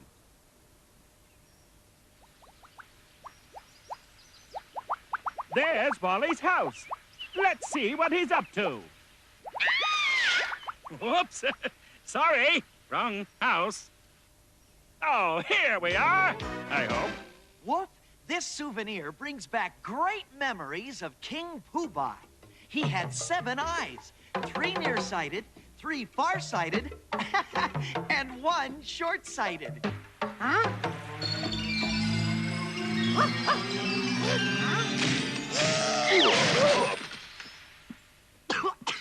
Whitebeard, when's the last time you had a smog check?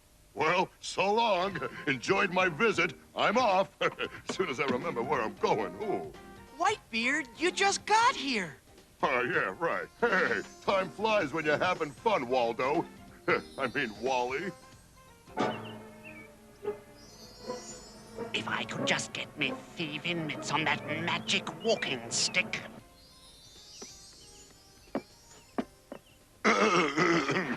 I'll tell you, listen to your wizened wizard's words.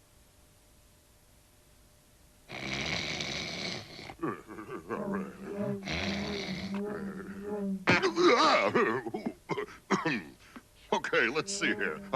In the land where ghosts and goblins live, there's a vamp named Fang, says the wizened wiz. To be human is his only quest.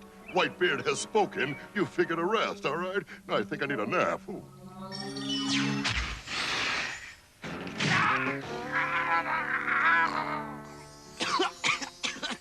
I've got to find out how he does that.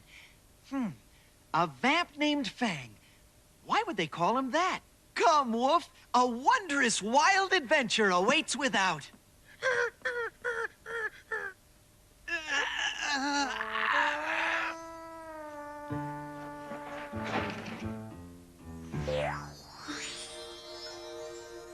Hey, it's either the land of the nasty nasties or Cleveland on a really good day. There's only one way to find out. Hold that portal! Yeah! During today's story, see if you can find a scary bat that belts home runs, a ghost with a polka dot hat, a prisoner with extra long arms.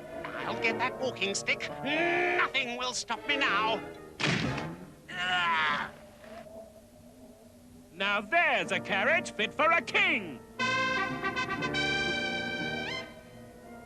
Or a couple of striped adventurers. Driver, take us to the nearest vamp with a prominent overbite, and don't spare the horses. At last, I've got it made. Almost. Like I always say, Woof, half the fun is getting there. And like I always say, don't judge a driver by his carriage. You could say that again, wise guy. Awaken, children of the night! Time for din-din.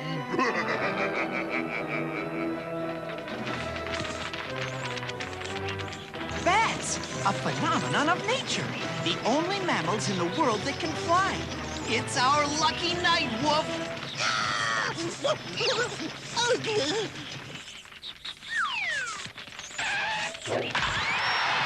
It's a home run! Observe, Woof, a rare South American fruit bat. Or on second thought, would you believe a rare vampire bat? Where are your manners, Woof? Say hello to the little terrifying monster.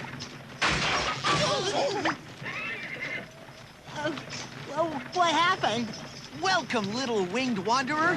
Perhaps we could drop you somewhere? And so the Peppermint Bear brought a big birthday cake to the party. Oops, wrong script.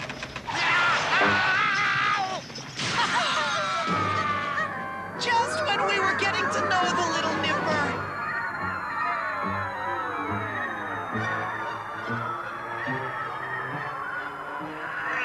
Rat! Yippee! High adventure!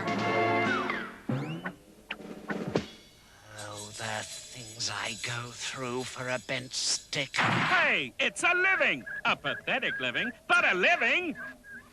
Sheesh! I'd be dead if I weren't already the living dead. Woof, observe his overbite. What does that tell you? Precisely. He could be the fabled fang of Whitebeard's mystery. Or he could be a bat with a rotten orthodontist. Forgive my rudeness. We didn't introduce ourselves when you first dropped in. That's Woof. Woof! And I'm Wally. Pleased to meet you. My name's Fang, and believe it, you don't want to know me. Oh, dear. Why not? Hey, look at these eyes. Look at these teeth. I'm a blood-sucking, disgusting vampire, and those are my good points. And so, Wally tells this toothy little bat about the wizard sending them to help him. Huh? Help me? What for? Give me half a chance and I'll bite your neck. Trust me, I'm no fun. Oh, I'd give anything to be human. Have you tried everything? Look, Wally, there's only one cure for vampirism. It's on a scroll in Castle Dracula. Beyond that, I haven't a clue. But as fate and this cartoon would have it... Clues? Clues. I've got clues for use. Yeah, I bet she keeps them in her clues closet. Yeah. Listen carefully. The room with the tomb is behind the portal with the chortle.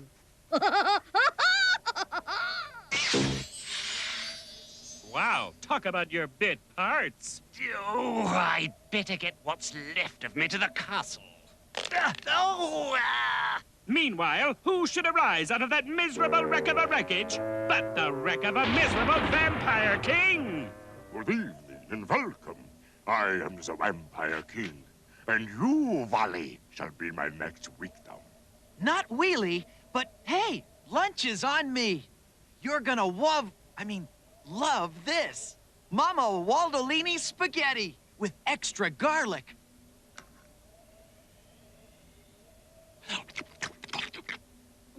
I love to welcome new victims. Hello, having a nice day, huh? Garlic, the one seed that will stop a vampire. That is, if you don't count sunlight, silver bullets, and a wooden stake. Medium rare. Just you wait. You worminous wormin, I will return and wreak my vengeance. Oh, you see? I can't stand the thought of growing up to be a big pain in the neck like him.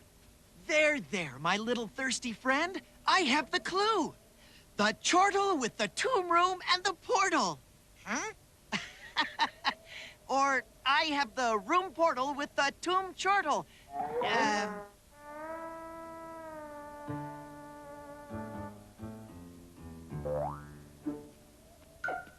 When walking stick is mine, I'll use it to swipe all the gold in Fort Knox. Ah! Wow, talk about a one-track mind. But first, I've got to find a way to beat those bestriped buffoons. Welcome to Honest Hester's used broom lot. I'll stand on my face to make a deal. Looks like somebody already did. All I've got is 3 nickels.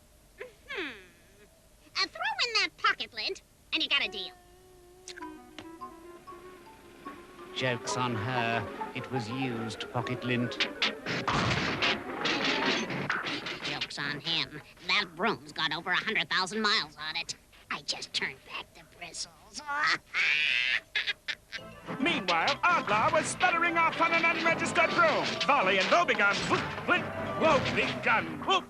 Approached Castle Dracula with trepidation. Treppy who?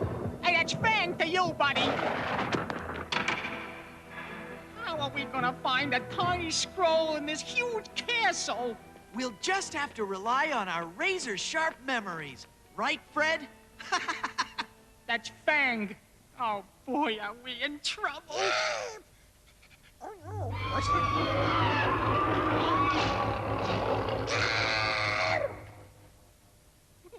I know how you feel, Wolf. I mean, this place gives me the creeps, and I'm a vampire.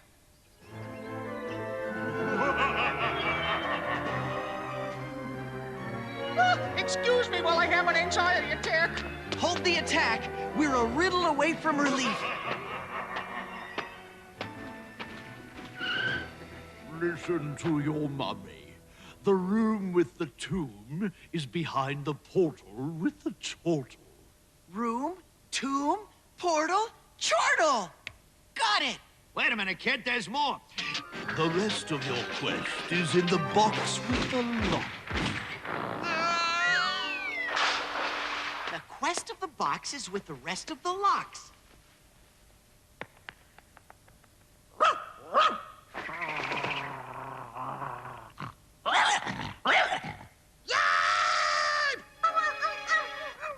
The rest of your chortle is in the room with the locks. Got it! You. That's the last time I buy a used broom from a loopy witch. Now where'd they go? Nice doggy. Nice, but mean. Help. We'll search every inch of this castle. But I've seen enough horror movies to warn you, beware of secret Wally! You might say our hero has reached a dead end. You might say that. Greetings, I'm Clyde.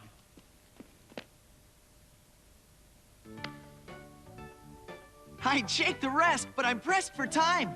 I must find the box in my room with the locks. We have plenty of locks in our health club. What a coinkydink. I'll follow your stride, Clyde. Wally's history, Wolf. I got a great idea. Let's give up.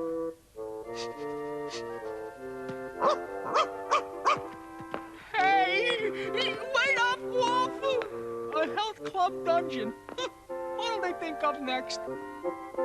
We interrupt Fang's mining to ask the all-important question, where's Wally?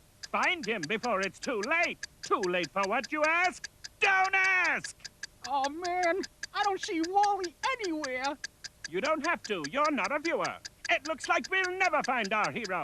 You know what that means. Mr. Narrator's out of a gig.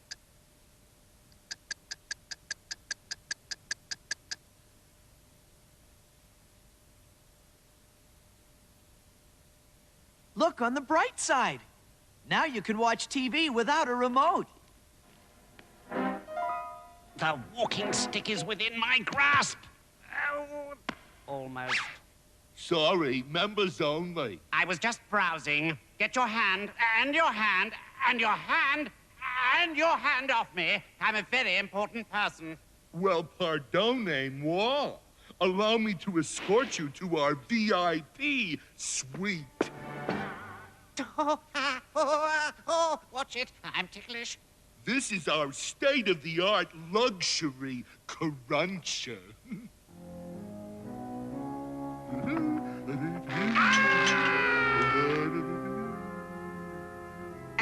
Be careful of those buttons. Pardon? Whoops, sorry. Oh, how are we ever gonna get you out of this? Good question. Maestro, some music, please. Thank you! Thank you! But enough entertainment for now. Let's get back to our show.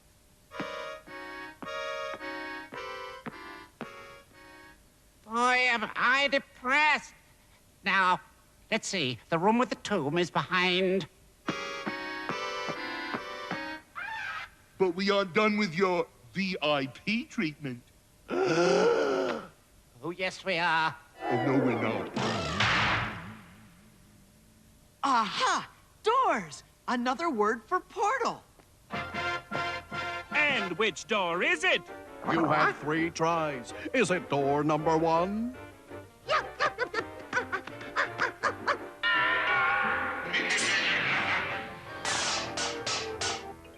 Go away. We don't want any. You lose 50 points. Is it door number 2?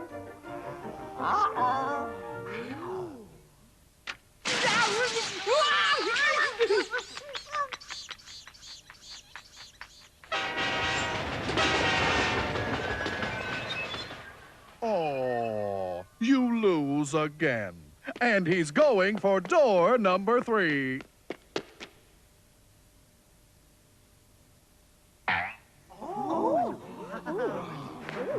Come on, Woof. Be a sport. That tickled. Eureka! It laughs. Better yet, this portal chortles. Nothing to it. And that's what you win. Nothing! Who is that guy? No time for that now, Fang. You're going to be human before you know it. It's the room with the tomb. Okay, so where's the scroll? Easy. The rest of our quest lies within the box with the locks. It's about time. There's the Vampire King's coffin. Let's get the scroll before he comes back, okay? Well, I guess this wraps up our mystery. Oh, no, it doesn't.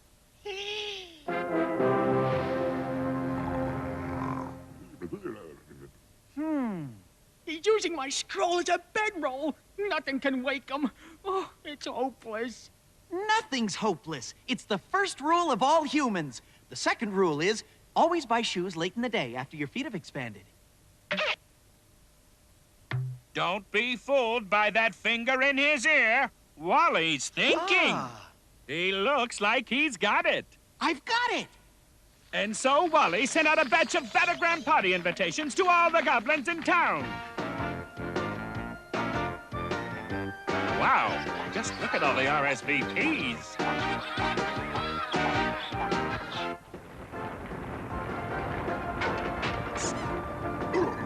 What's with the violent vibrations? When I find out who's behind this outrage, I'm going to make him pay. With blood!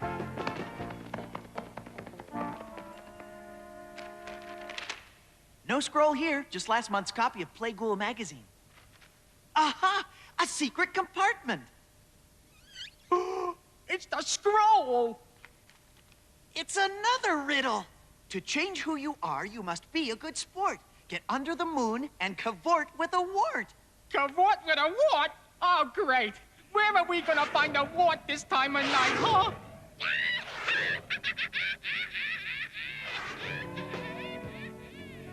Where else? From a witch in flight. It looks like the welcome committee from Warts R Us.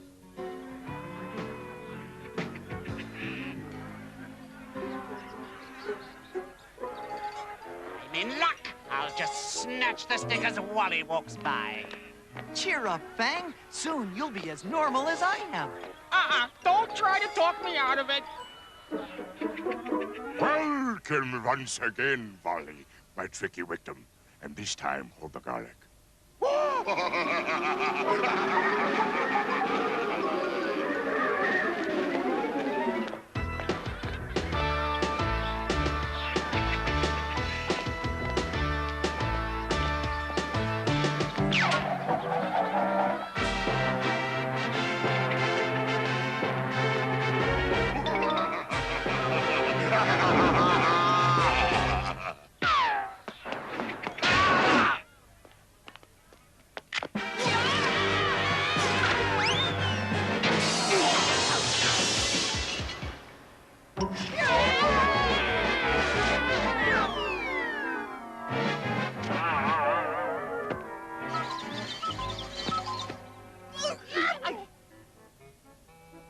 Say, friends, looking for a low-mileage broom? Well, I can beat any deal.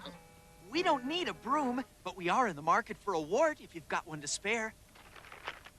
To change who you are, you must be a good sport. Get under the moon and cavort with a wart. So, you say you want warts? Well, you've come to the right place. All I need is someone to turn into a frog and a tip. Okay, here's a great tip. Never hold your nose and sneeze with your mouth closed. Gee, wish I'd known that before I threw my face out.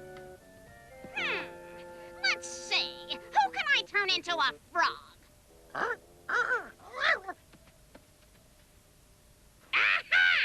We have a volunteer from the audience. Any last words? Ribbit, ribbit. I thought I ordered human. What's this frog thing? Ribbit, ribbit. As fate would have it, along the sidewalk sauntered a beautiful princess. Oh, wow. What a hunk of frog. Hey, I'm into frogs, okay? And so, the beautiful princess's kiss turned the ugly frog into a nerd. But what a price to pay. Hiya, doll. You want to see my collection of incredibly dope paper clips? Sounds fabulous. Let's go. Oh, at last, my vampire nights are over. I'm a human. Oh, how can I ever thank Wally? Wally? Where's Wally? Where is Wally? Where'd he go? Find him fast so we can end the show. You can stick around for another 10 seconds and find him, but I've got another show to narrate. See ya.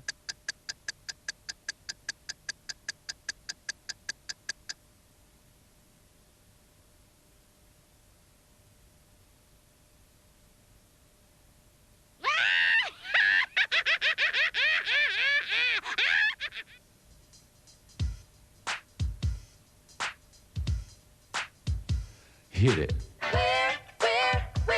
Where's Wally? Where is Wally? Where is Wally? Where? Where's Wally? Where's Wally? There he is.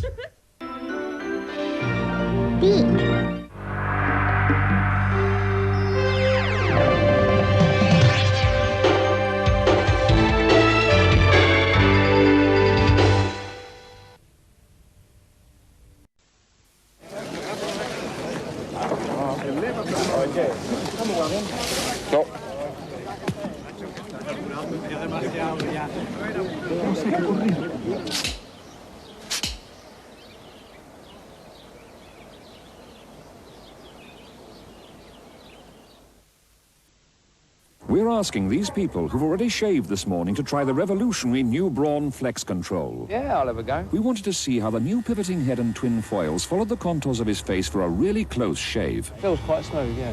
Certainly hear it taking some bristle off, anyway. Nice and smooth, yeah, very smooth, in fact. Then we checked what his other shaver had missed. Seems to be fine under there at the moment. No trouble with that at all. Got any aftershave? Once you try it, we think you'll agree you haven't shaved till you shave with a Brawn. Don't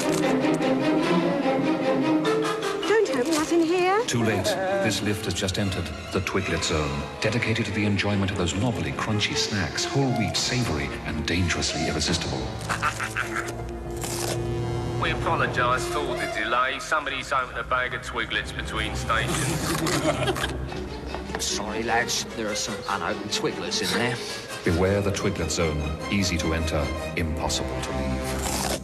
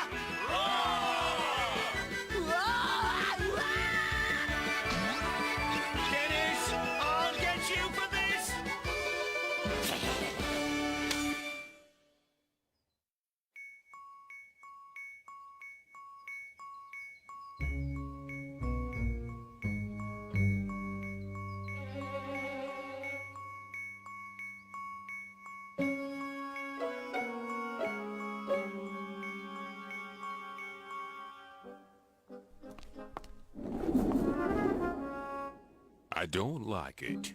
It's too quiet. School ended half an hour ago. So where are the kids? Even Dennis is missing. It's not natural. And now, the moment you've all been waiting for.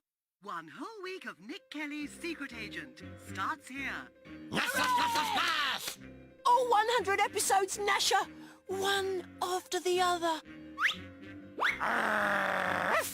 Oh, bliss. So, we meet at last, two-dimensional man. Yes! We do indeed, Nick Kelly. And now I can take my revenge.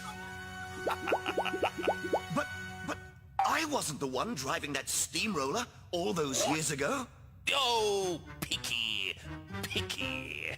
Prepare to be flattered. Ah. Now, Cedric! Huh? Quick, grab him before he turns sideways. Too late. Oh no! He's getting away! Still prepared? Good. Here comes the flattening.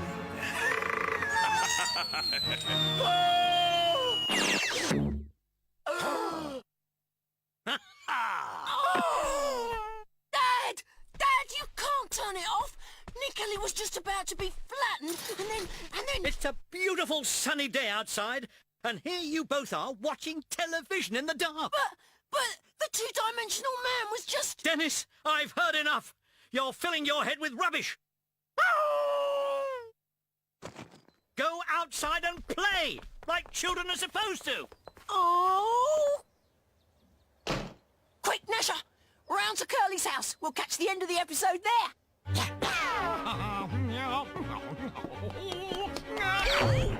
Goodness gracious! Mind where you're going, young man. Sorry, emergency. TV show to watch. TV show? TV show? Oh, Curly? You're too late. Your dad rang and said you'd come round. And now I've been stopped from watching Nick Kelly as well. Quick! Round to Pieface's house! I hope your dad doesn't have his number as well.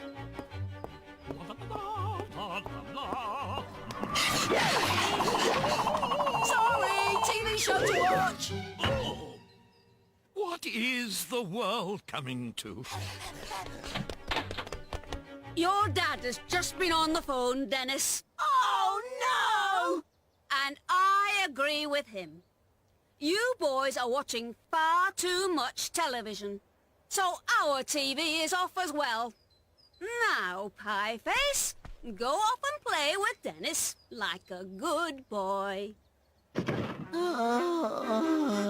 Is he all right? He must be in shock, Dennis. No one's ever turned his telly off in the middle of a cartoon before. Let's take him to the treehouse. Good gracious. The poor boy. What happened? Television. Something must be done. I don't know what happened, Dennis. One minute I was watching Nick Kelly, and then, bam! Everything went black. Televisions shouldn't have off buttons, Pieface. They're dangerous. I'm sure Dad's forgotten all about it by now, so things will be back to normal by tomorrow. And all the other parents agreed with me. How nice, dear. Children watch too much television. It's nearly 5 o'clock, Mum. Oh, thanks, Dennis. We'll have to talk about this later, Dad. My favourite soap opera starts right after the news. Give me strength. And finally, eccentric millionaire Sir Fitzpatrick Flush made an eccentric announcement earlier today. Good day to you all. Yes, hello.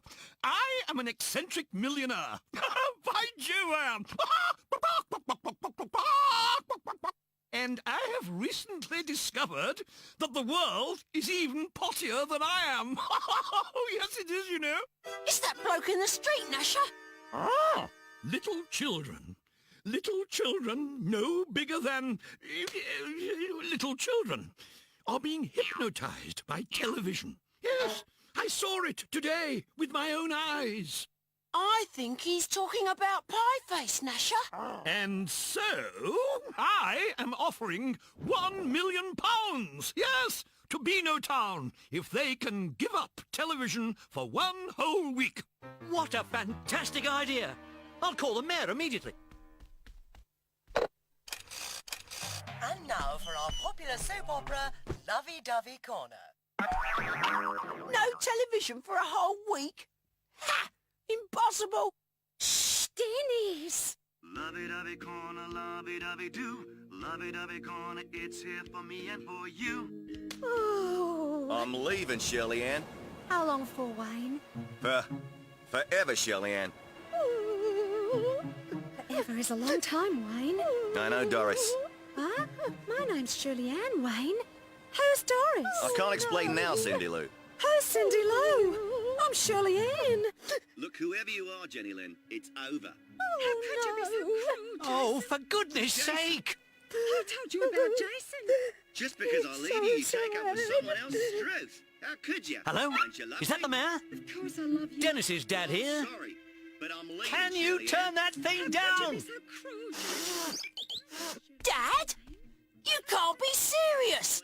Oh, you saw it too, Mr. Mayor. Yes, a great idea. A meeting? Now? I'll be there. Hey, we're coming too. No one turns off our TV. You want to bet?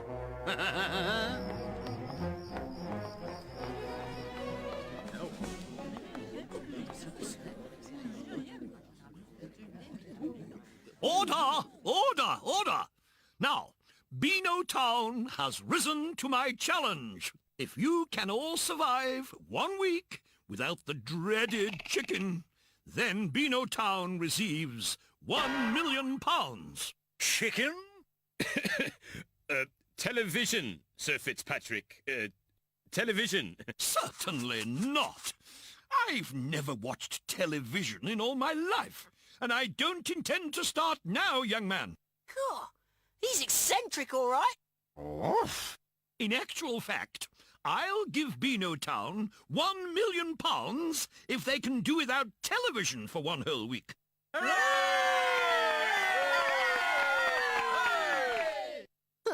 And now, as Mayor of Beano Town, I shall pull the plug on our television. And I expect everyone in town to do the same now. News just in. Beano Town are going to pull the plug on television for a whole week. Huh? And the mayor's going to pull the plug any second, so it's goodbye for... It's a week in the cell for you, my lad. There you go. No, I can't watch it even if I wanted to. Speak to me! Speak to me! Nick Kelly, speak to me, Nick! Sorry? Nick Kelly's special agent is on holiday for 1 whole week. Of all the towns in all the world, I have to be stuck in this one. And soon, this will be the richest town in the world.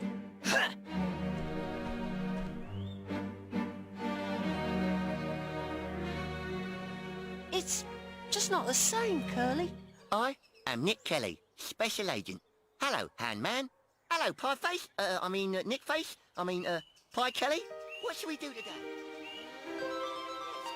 I think we need help on this one, Curly. Time to visit Granny. Yeah! She'll remember what people did before television. Aha! They're off to Granny's house. We'll follow. Over. Give me that pie, Nick Kelly. No. Hey. Hello. Someone's watching Nick Kelly in the treehouse. Right. Yeah. I've licked all the meat pies in the world, so there. I beat you to it. I licked all the pies before you did. Well, that television is on. But who's watching it? You're watching it, of course, silly. Yeah, me? Watching television? Oh, no. I've lost the town £1 million. What have I done? Oh, no. Oh, no. Granny, what did you do before television? Oh, yes, Dennis. I remember it well. When I was a little girl, we all sat around waiting for television to be invented. Oh. Only joking. We ran around stomping in puddles. It's not raining. We played board games. They're boring. We chased dodos. They're extinct. Nasha, we're on our own. Don't worry, Dennis. You'll think of something.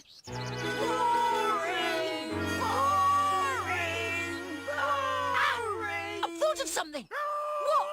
We'll watch the one television that no one would think of guarding.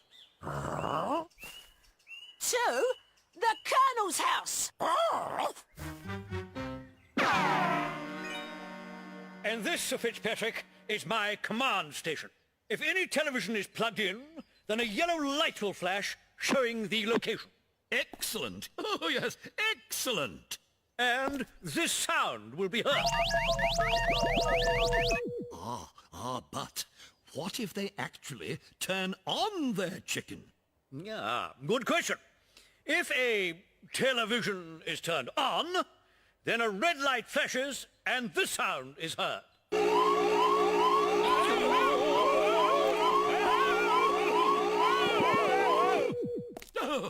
Oh, well done, sir.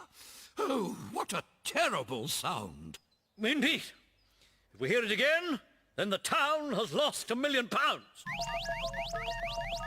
Yeah! Someone's plugged in! No, they must be madder than I am. Who is it? Gadzooks! It's me! How could you, sir? I didn't. I plugged it in, Dennis. We just have to find the remote control to turn it on. We've missed 20 episodes of Nick Kelly already. Come along, sir. Ta-da! Found it!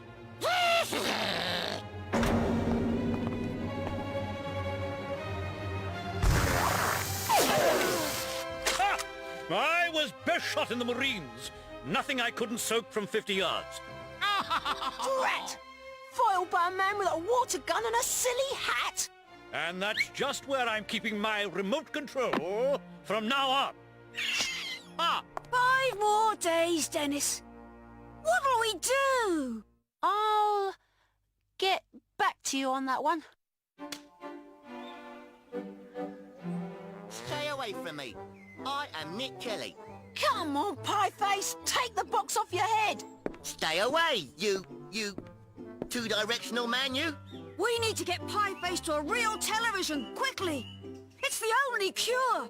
The television shop. Oh, why didn't I think of that before? We've lost track of Dennis and Nasher. We may be about to lose £1 million. Oh, no. I had Sergeant Slipper trailing him, but we've lost Slipper too. Calling all grown-ups. Be on the lookout for Dennis and Nasher. They both have black hair, and one of them has 4 legs. Why bother? It's all over. I've watched television and lost the town £1 million already. But how can I tell everyone that it was me? Oh, the shame. Oh, real televisions. Yes, Pieface, real televisions. Oh, hello, Dennis. Where are we then? Phew. Oh, he's back with us. We're about to watch Nick Kelly. Come on, we're going undercover. Ah! The Colonel! Run for it! Yeah, ha! The television shop. I might have known. Oh! Got you, Dennis.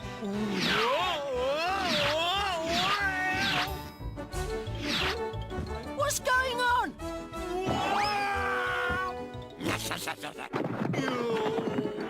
Come back here!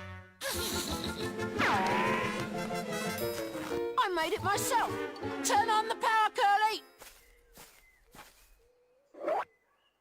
Power on! Faster, Pieface! It's no good. The party's moving too fast. Hey, any second now!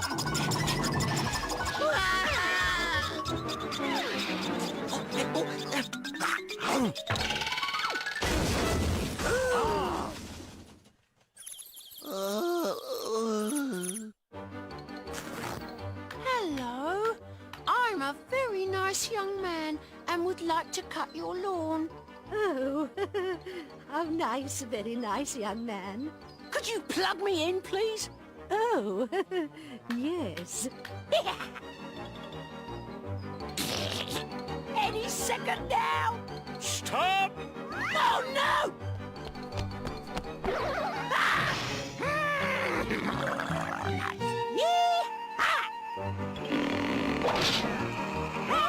Just wait there, you young man! Just come here!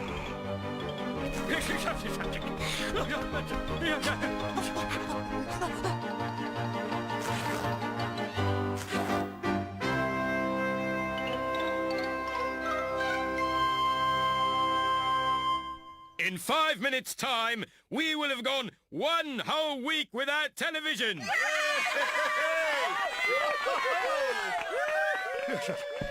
I'm sorry I'm late. I spent all week stopping Dennis from watching television. Sir Fitzpatrick Flush will be arriving any second with our cheque. 4 minutes to... Someone's plugged in! Dennis! Where's Dennis? Quick! To the bunker! No! Dennis's house! Oh, no! Follow me!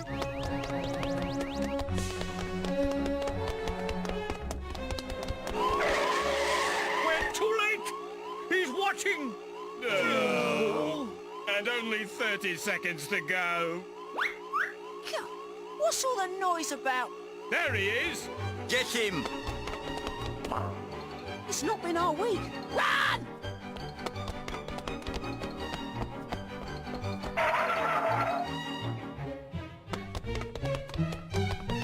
And it's Dennis and Nasher over the fence post, followed by Dad, the Colonel, and the man. Dennis and Nasher over the second fence, Dad coming up close behind. Dennis and Nasher still 2 lengths ahead. Coming over to Dennis's dad's hedge. It's Dennis and Nasher over, Dad, the Colonel, followed by the man. Coming over the final fence, Dennis and Nasher still in the lead. Everyone coming up close behind. Quick! French windows and back into the street. Oh, I don't believe it. Oh, not you. I'm sorry, but we had to find out if Shirley Ann got back together with Wayne. The £1,000,000 lost. Do you mind, sir?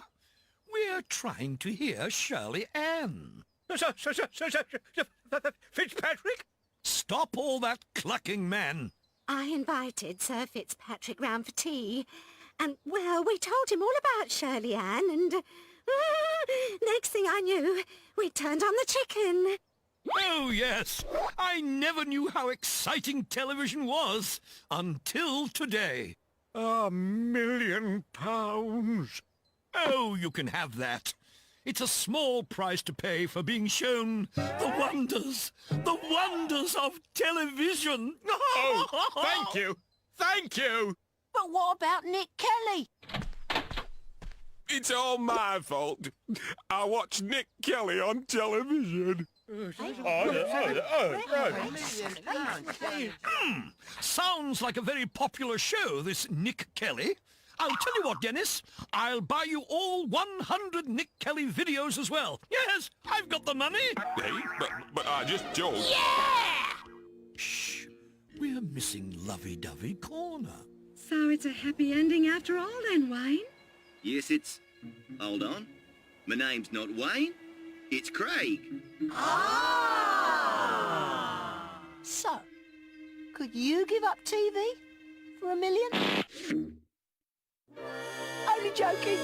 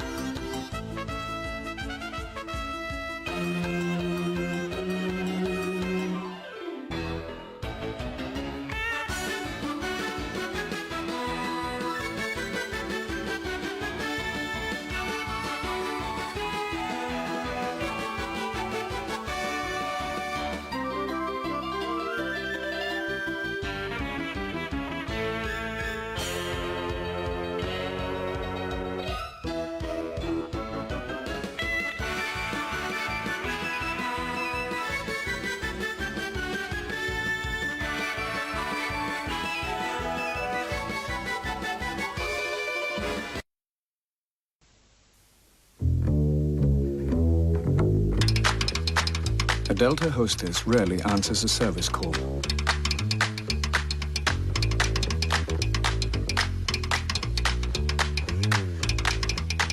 Because a Delta passenger rarely has to make one. On some Atari Lynx games, you can link up 4 players. But there's only ever one winner. Atari Lynx, the portable video arcade. Fresh pineapple, tasty pineapple, juicy pineapple. Hey, anybody see my pineapple? Hey.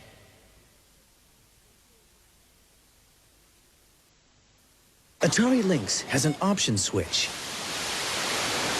so you can play at twice the speed. Atari Lynx, the portable video arcade. How did I sell our house so quickly? A little secret. Just before the people came to look round, I brewed up some Dow Egbert's coffee. Lovely aroma. Made the place smell nice and homely. Sweet couple. Couldn't resist. Made an offer on the spot. So, thanks to Dow Egbert's, I got rid of the house. I wonder if it would work on him. Dow Egbert's. Real coffee, real aroma. Everybody's go with the ugly and cuddly bugs. Let's party with the bugs inside your kitchen that you never knew were there. With death come out when you're about, but bugs are everywhere. In the bin there lives an artist. His name is Doodlebug, and looking in the crystal ball is charming Mystic Mug. Buggins here tries very hard, but never does too well. Grubbug loves to eat, and Plugbug's nose knows every smell. We're the bugs, yeah, we're the bugs. We're the ugly, cuddly bugs. We're the bugs, yeah, we're the bugs.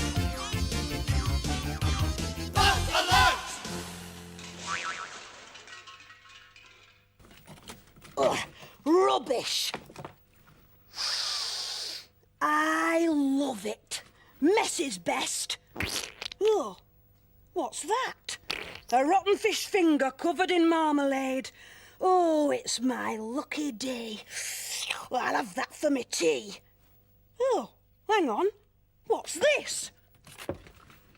Ah, Lucky Bug Lottery. Oh, it's an old Lucky Bug Lottery ticket. Hey, that gives me an idea. Hey, man. Hey. I got a joke for you. Hey, great. I like jokes. Okay, here goes. Why was 6 unhappy? Don't know, man. Why was 6 unhappy? Because 7, 8, 9. Oh, 7, 8, 9. That's funny. Yeah, that's why it's a joke, man. Come on. I like jokes. Yeah, jokes are cool. Oh.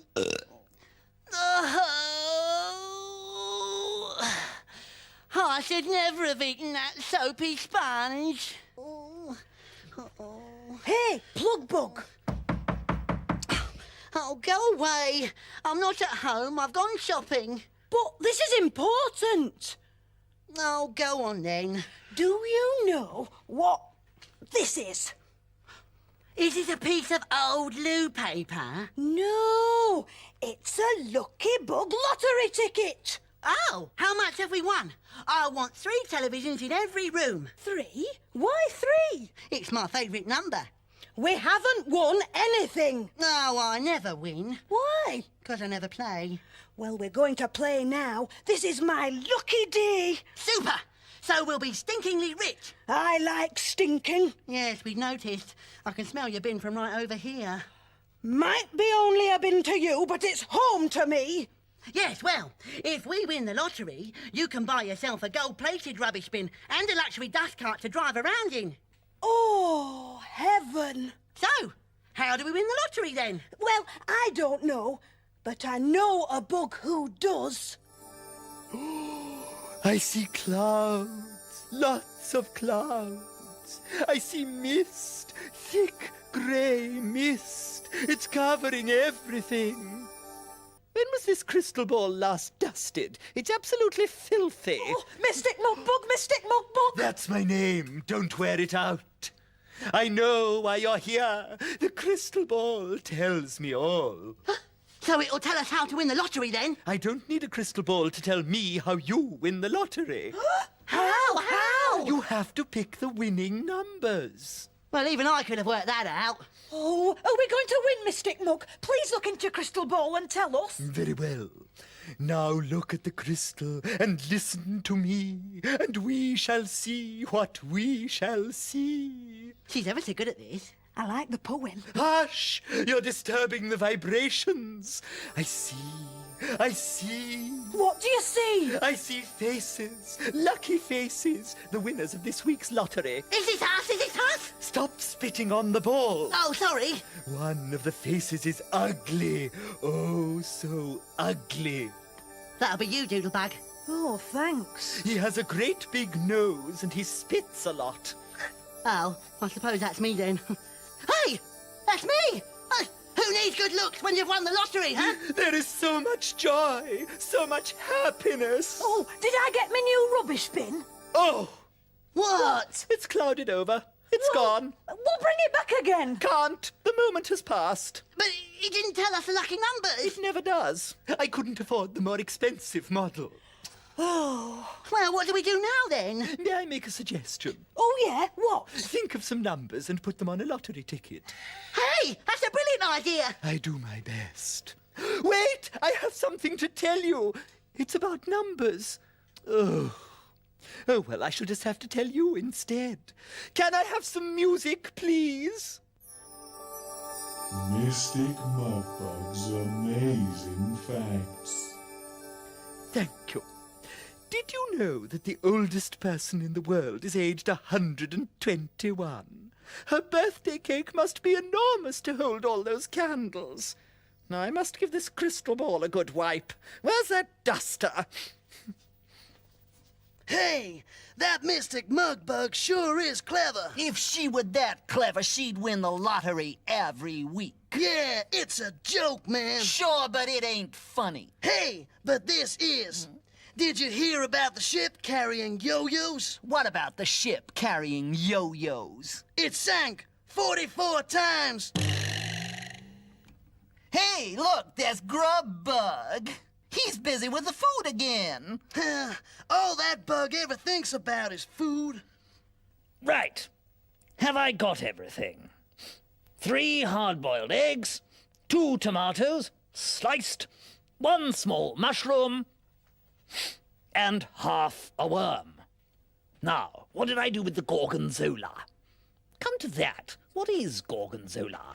Numbers? No, it's not. I know it's cheese. Grubbag, we need numbers. Absolutely right. Jolly important things. Couldn't use a telephone without them. No, we need some lottery numbers. Well, let's all choose 1 each. Good idea. Yes, you choose first, Grubbag. Thank you. Let me think.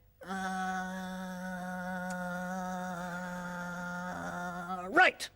I've got my number. Ah, good. What is it? My cousin Daphne lives at number 10. Oh, so your number's 10. No. She has 3 children. 3? No. The eldest has 14 teeth. 14? No. It's 37. Why? It's my favourite number. Right, 1 number. That's a start. OK, now you two, what are your numbers? Oh, I haven't decided yet. I can't think. My mind's gone blank. Not for the first time? I need to go somewhere quiet to think. Yeah, same here. Off you go, then. Come back with your numbers as quickly as you can. Now, where was I? All that numbers talk has made me peckish. I know. I'll make a sandwich and see just how many layers I can pile one on top of the other. Raid the fridge! Here we go. Bread. Good. Now, my favourite sandwich fillings. Lettuce, bit of tuna fish, cheese, slice of ham, some cucumber, with peanut butter, of course, then lemon curd, a few crunchy crisps, then grab them together, all piled up, one on top of the other, and then eat it. Hey, I'm hungry now. Yes, so am I. Hey, I got another joke. Go on, then.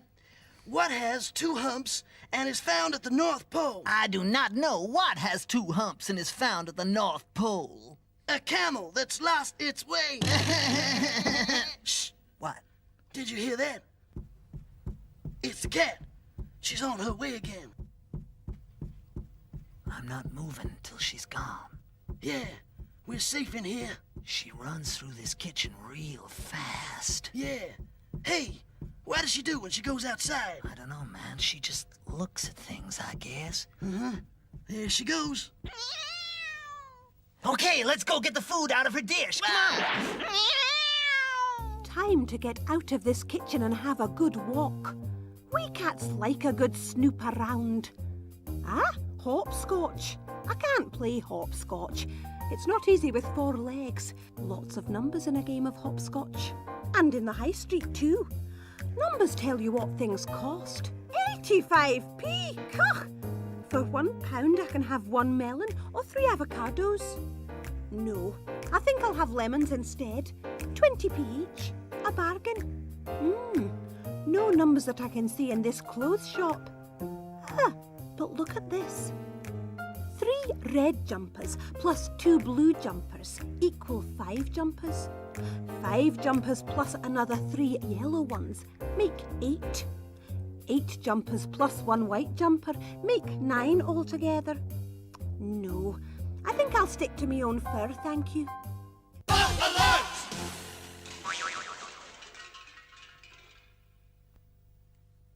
Here, kitty, kitty, kitty. Hello, pussycat. It's gone. Thank goodness for that. Now perhaps I can get on with choosing my lottery number. 1, 2, 3, 4, 5, Once I caught a fish alive, 6, 7, 8, 9, 10. Then I let him go again. Got it! 43, that's it. That's what, Plug Bug? 43. Don't interrupt or I forget. Forget what? My lottery number, 43. What do you mean? We're all choosing one number each so that we can play the lottery. Oh, can I choose a number? Well, of course you can. Great. What number can I choose? Well, that's up to you, Baggins. Oh, that makes it harder. What's yours? Why? So I don't think of the same one. Oh, I've forgotten. It's all right. I remember. It's 43. Yes, 43, yes. I must tell Grubbug before I forget again. 43. Did you hear the one about the 2 holes in the ground? No, I don't believe I did hear the one about 2 holes in the ground. Well. Well. No, there was only 2 of them. 43, funny shoe, 40... What are they doing there? They'll block the washing machine. I know. I'll leave them. Quite fancy seeing the washing machine get blocked. 43. We're playing in a 10-pin bowling match. 3 girls against 3 boys. At the moment the scores are even, so anyone could win. You play with a large heavy ball. There are 3 holes for you to put your fingers into to help you grip it. The idea is to knock down as many of the 10 pins as possible. Let's see what happens. 10 pins minus 5 pins is 5 pins. 10 pins minus 7 pins is 3 pins. 10 pins minus 8 pins is 2 pins. That's a win to the girls. Alert! 429, 430, 431. Right, Doodlebug, chosen your number yet? Oh, not quite. Well, hurry up. It can't be that difficult to think of one number. Well, it is. So, I've decided to count all the bristles on this hairbrush, and however many bristles I count, that's going to be my lottery number. Carry on, but hurry up. Now, where was I? 1, 2, 3. 1, 2, 3, 4, 5, 6, 7, 8, 9. Did you know that the largest number in the world is called a centillion? That's a 1 followed by 600 noughts. 1, 2, 3, 4. Come on, where is he? Well, I've got my number, 43. And I've got mine, 9. And mine's 37. Where is Doodlebug? He must have finished counting that brush by now. Hey? Never mind. Buggins, go and find him and tell him I want his number now. Rightio. 723, 724, 700 and... Doodlebug, have you got your number yet? Grubbug's getting impatient. Go away, Buggins. We'll just get on with it. 1, 2, 3... Hit it! I love numbers, numbers can be fun. I love numbers cause I am number 1. I love numbers, numbers can be fun. I love numbers cause I am number 1. 1 plus 1 is 2, 2 plus 2 is 4, 4 plus 4 is 8. I can't remember anymore. 1 times 1 is 1, 2 times 2 is 4, 3 times 3 is 9. Can't remember anymore. I love numbers, numbers can be fun. I love numbers cause I am number 1. I love numbers, numbers can be fun. I love numbers cause I am number 1. I love numbers, numbers can be fun. I love numbers cause I am number 1. I love numbers, numbers can be fun. I love numbers cause I am number 1. Ole!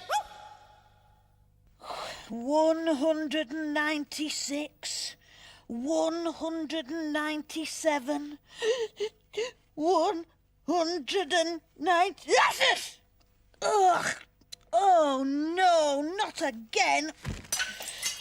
That's it. That is it. Oh, there must be an easier way to pick a number. I know. I'll make a dice, then I'll roll it, and whichever number I get, that'll be my lottery number. Right, a dice. In the bin! Good, I've got some card. Fold it into shape and stick the edges together. Then another piece of card, the same shape, to go round the first bit. That makes a cube. Now, my numbers. 1 to 6, all the way round. And that's my dice. Come on, come on! Got it. Me number's 4. What about all that fiddly business with the hairbrush? Didn't work. I rolled a dice instead. You could have done that in the first place. Never mind. We've got 4 numbers. We need 2 more. Hey, we got 2 numbers. Yeah, and they're good ones. Go on then. 19. 28. They'll do. Okay, man. Hey, I feel rich already. I'm gonna buy me a golden guitar. Right. 6 numbers. I'm off to the shop. Oh, don't miss the bus. I won't. Oh, isn't this exciting? Oh, I can smell that money already. The sweet smell of success. No, I'm sorry, that's, me. Oh, pooh. Have you ever tried to build a house out of playing cards? The tallest one ever built was 81 stories high. That's the same height as 6 of you standing on each other's shoulders. Imagine how you'd feel if you had just finished your house of cards and then someone sneezed and blew it over. And now the moment we've all been waiting for. It's time to pull out the winning numbers. Oh, I love this bit. Shh, here comes the numbers. Number 9. That's mine. Number 37. That's Grubbugs. Number 28. Hey, that's mine. Oh, I can't bear it. Number 4. Yeah, that's mine. Last 2 numbers now for a possible jackpot of £10 million. Number 19. Hey, that's mine, all right. Oh, my. One more number. It's got to be 43. And here is the last number. Number 43.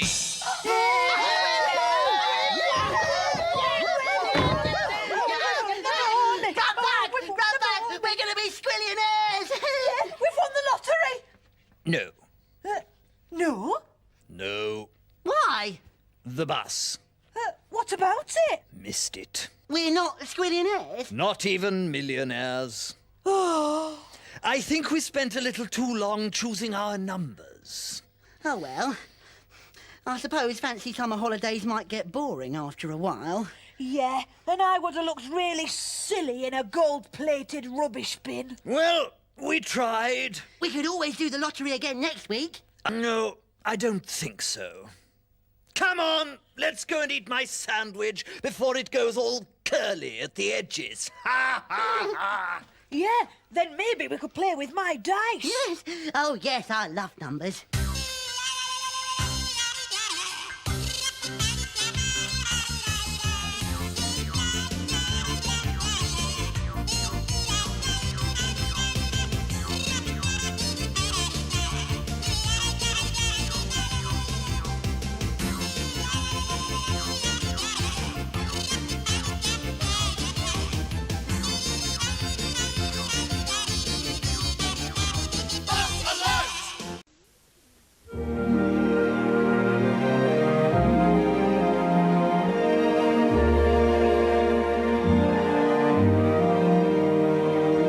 If you were with the biggest building society in the world,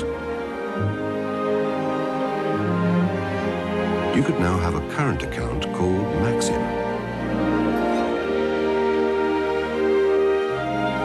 It could provide every service you need, from a checkbook to telephone banking and access to 4,000 cash machines.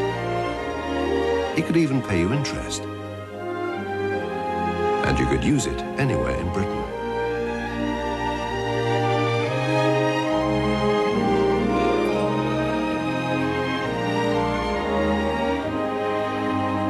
But in the end, where could you go for a Maxim current account? Halifax, the building society you can bank on. Our pursuit of the pure Holstein has led us to the port of Hamburg, where the sea dogs are salty, and so are the crisps. Hallo Seemann. Ein Bier wie immer? This is Helga, or rather its able seaman Karl Müller, on his day off. You see, nothing is what it seems in this town, except, of course, for the 4 natural ingredients that go into... Cheers, Carl. Holstein Export, a pure beer in a wicked world.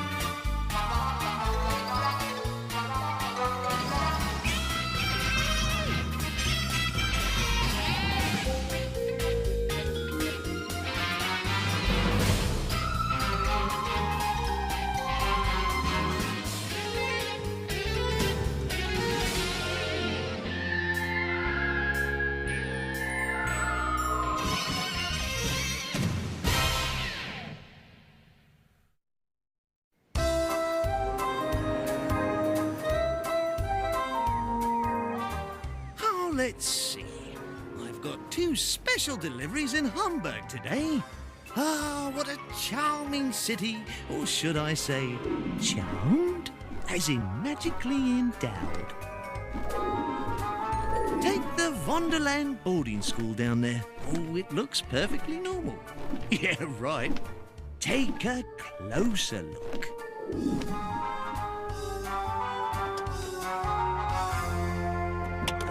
Here we are, son, your new school. But I was happy at my old school.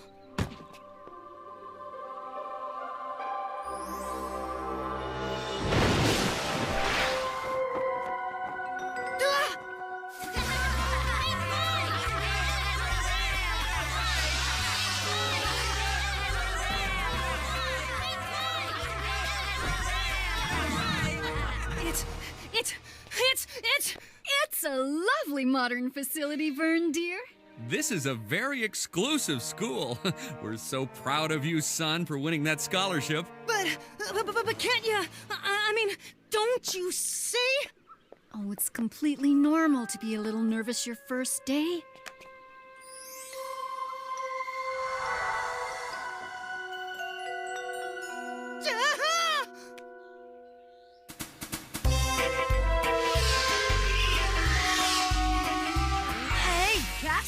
Why'd you stop?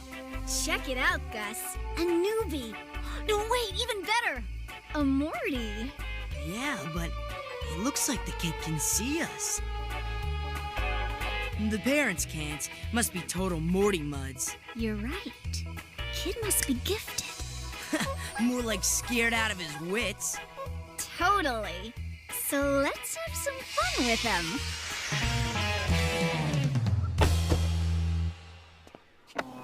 I'm sure you're going to be very happy here.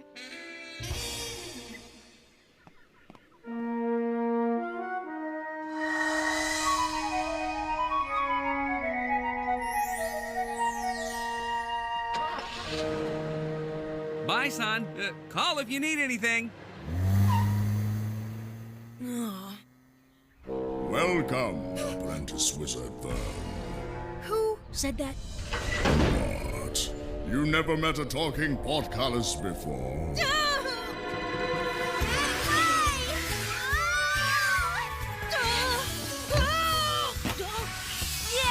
Put me down! Hang on.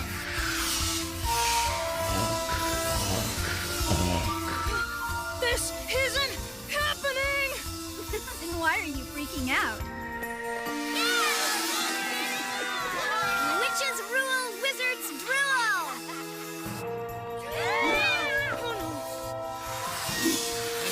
I know, slow down, next time!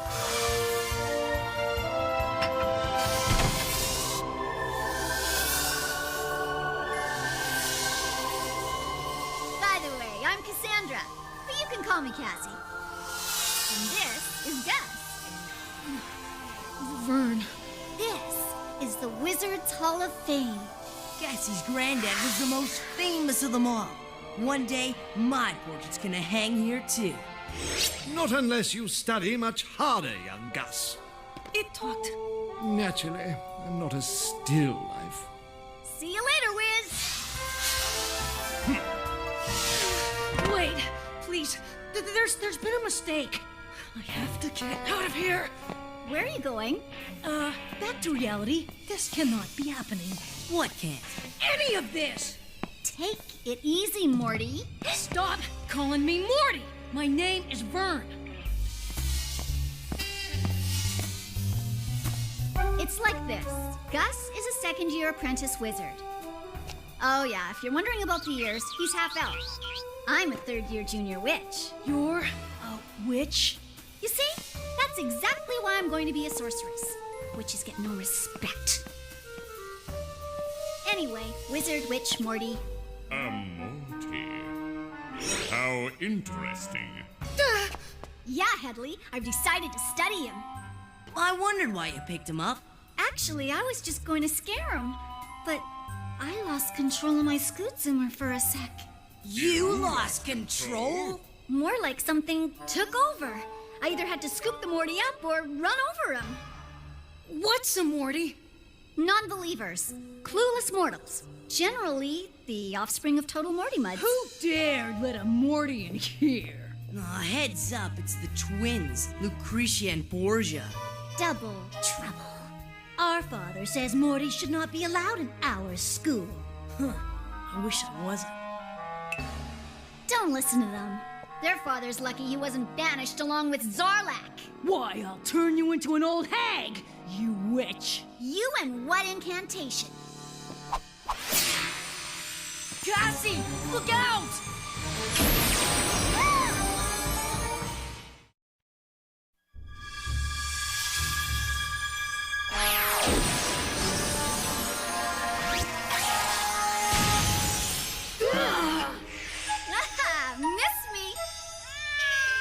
Oops.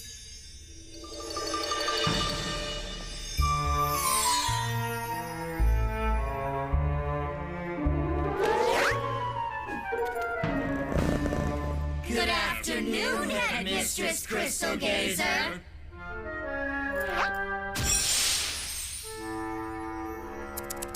You're setting a very poor example for our new student. We were just trying to welcome the Mort. New student, Miss Crystal Gazer. We would never, ever. Splendid. Then run along now. Yes, ma'am. Ah, Cassandra and Gus, I want you to take extra special care of our new student.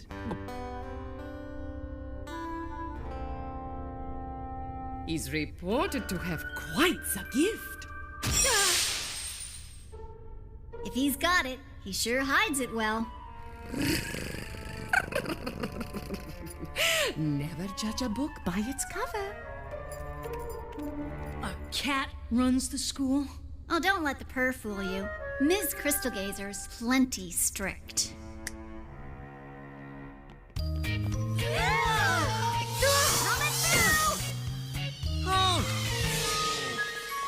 Dorm inspection!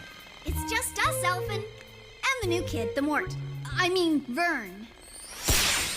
Ah, yes. Now, he's to share Gus's room. Terrific! See ya! Wait!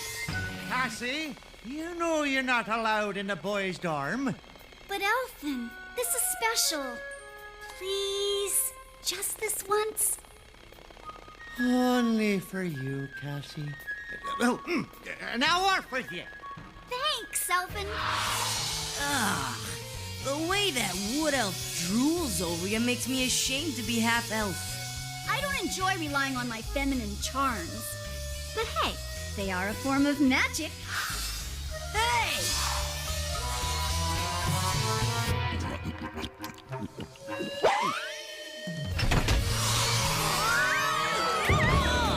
Get off me! Who said that? I did, you clumsy clod. Oh, I say, this is how they treat royalty? Perfect. A talking toad toy. I am not a toy. Here it comes. You may address me as Herbert. Prince Herbert, if you like, seeing that's what I am. Or was, before an evil witch imprisoned me in this ridiculous metal contraption. And now I'm stuck in this horrible school until I find a wizard who's strong enough to reverse the spell. And then I can return to my kingdom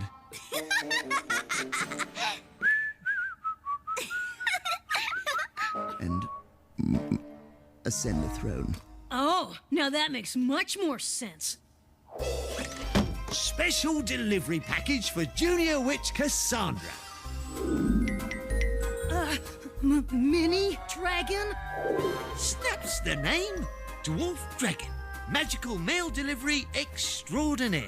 We instinctively know how to handle volatile enchanted parcels. We charm. Hi, Cassandra. Who sent it? It's not my birthday. Work it out on your own time, please.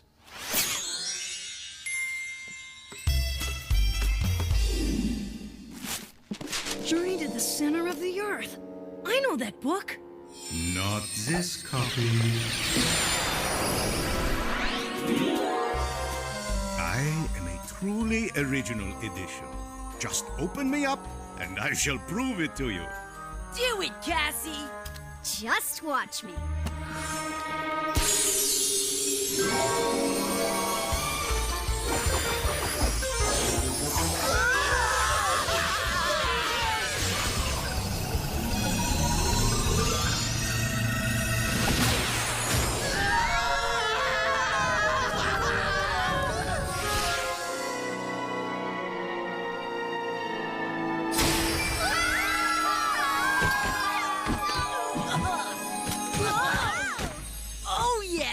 Totally awesome ride. I really didn't enjoy that. Okay, book. You have some serious explaining to do. Starting with, where are we? Why, can't you read? It clearly states, journey to the center of the earth, which is exactly where we are. Well, technically we are in the earth's crust, but our eventual destination is the center. However, you are by no means ready for that yet. How about I rip a few pages out unless you spill the truth? What's going on? I must warn against unnecessary violence. Start talking, book. I am U.B.O.S, which stands for Ultimate Book of Spells. The Supreme Wizard Zarlak is stealing all the world's magic. Under my masterful tutelage, you three are going to rescue the magic and then stop Zarlak. Oh, we're doomed. Doomed, I tell you. All doomed. Oh. Hello? How do I get out of this nightmare? We're just kids. Hey, I'm half-elf and an apprentice wizard, 2nd year. And I'm 75th generation enchanted. Apart, you are fundamentally doomed in a magical world like this. However, together, you three have the potential for immense power, if the proper teacher correctly cultivates your powers. We'd better report this to Zarlak. Yeah, so we can crush them like bugs.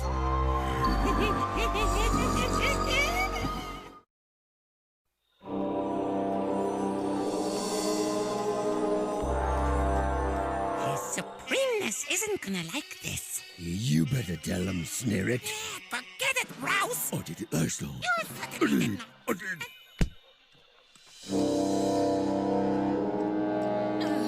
Guys, did you hear something? You're imagining things, Morty. It's Fern. Whatever. You must always be on guard down here. Remember, this is Zarlak's domain. Who's Zarlak? You really are a know-nothing. Zarlak is just the most evil wizard of all time. Not to mention the most powerful, treacherous, and merciless. That's our boss. What a guy. Zarlak was so bad, the Wizards High Council banished him and his followers to the center of the Earth. It was no easy trick either. Cassie's great-grandfather, the Supreme Wizard Getz, led the battle. He gave his life to save the world from Zarlak. But in actuality, Getz failed. My grandfather did not fail. He imprisoned Zarlak. True. Do you mind? What I meant was, Getz couldn't remove Zarlak's power, which is why he is now stealing magic away from the surface world. Okay, but that's different from failing.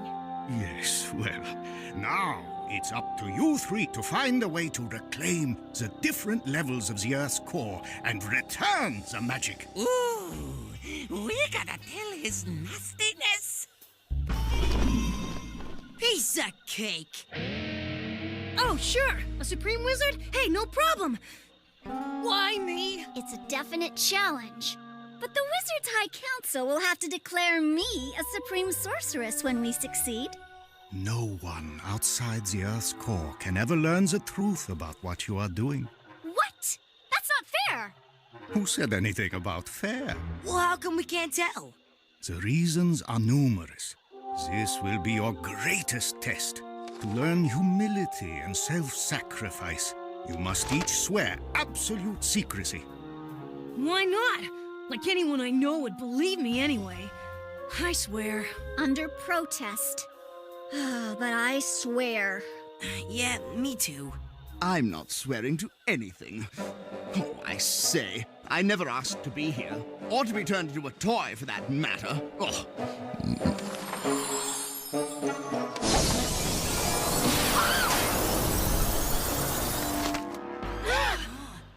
Unless you want to be turned into a heap of junk, you will obey. I swear on my mother's words that I'll never croak a word to anyone.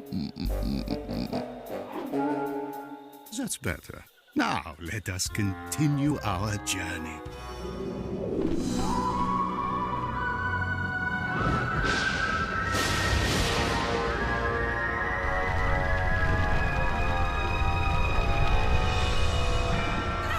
Your extremeness.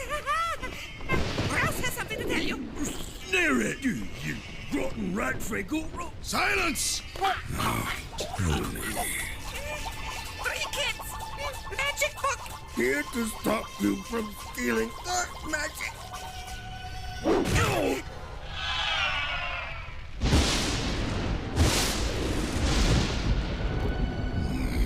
The Wizards High Council has finally realized what I'm doing. But why would they send children?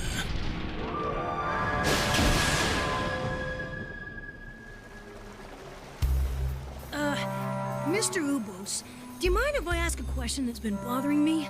Go right ahead then, my boy. Well, the title says Journey to the Center of the Earth. How about from? You can take us back, right? Please say yes. Of course. You mustn't miss class. It's essential to your mission that you learn everything there is to know about magic. That's a relief. What? How? Living tree? That's the trouble with magic. You can never be certain what you're dealing with, or whom you're sitting on. Okay, U.B.O.S, so we can leave any time we want? Basically, there's just one thing. I know I don't want to hear this. You must not stay too long, or Zarlak's magic will begin to diminish mine, in which case you will all be trapped here forever. So how will we know if we've been here too long? Hard to tell, but I promise to let you know the minute things start to get hazy. Oh, now that's comforting.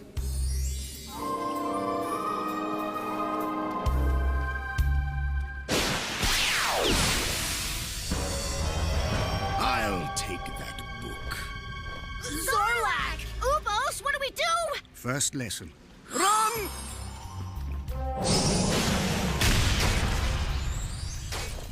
not test my patience. Perhaps you'd like to see real power.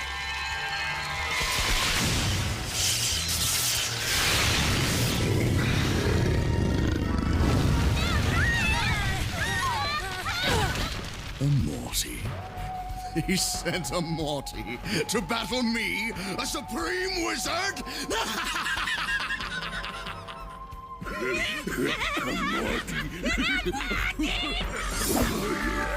Be careful with that! Spirit, else do not do anything!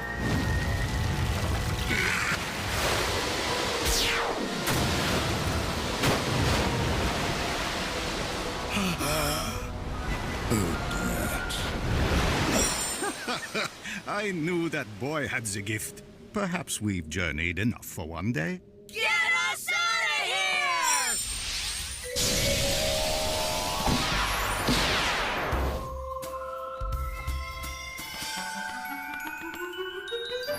Now pay close attention to the formula, class.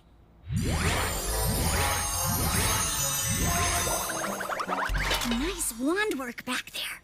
Yeah, you got off a lucky shot. Okay, so it might have been a little more than that. Trust me, I have no idea how it happened. Maybe not, but it sure proves you're gifted. Swell. I can hardly wait for our next journey.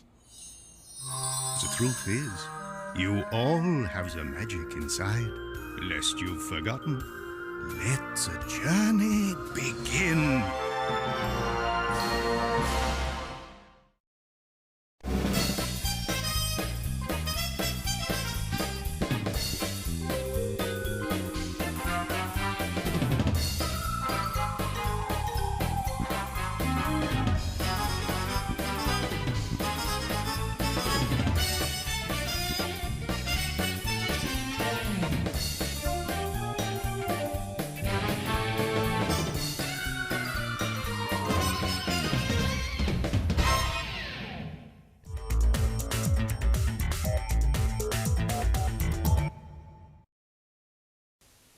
The Atari Lynx sound quality is so good, it makes every game seem more realistic. Atari Lynx, the portable video arcade.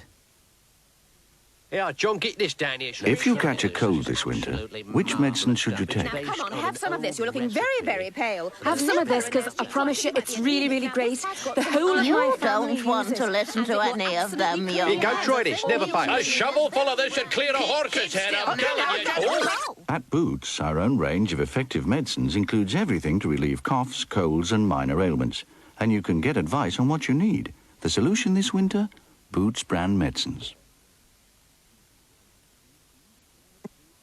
This is the new Bosch multisander. With its eccentric rotary action, it will sand even the most uneven of surfaces.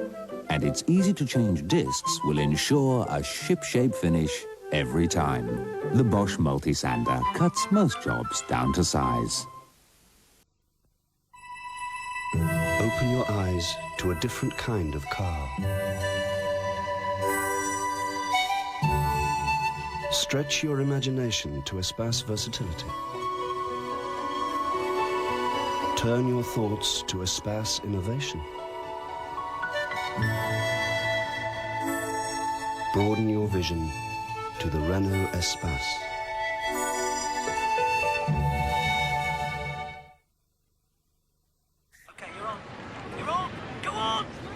Welcome back to the McDonald's World Cup shootout, where we're hoping to have a word with Ray here. Ray, mate? A word, if you'd be so kind. Ray, I believe that you've just missed out on a trip to the World Cup final. Yeah. Ray, shall we have a look at just how that happened?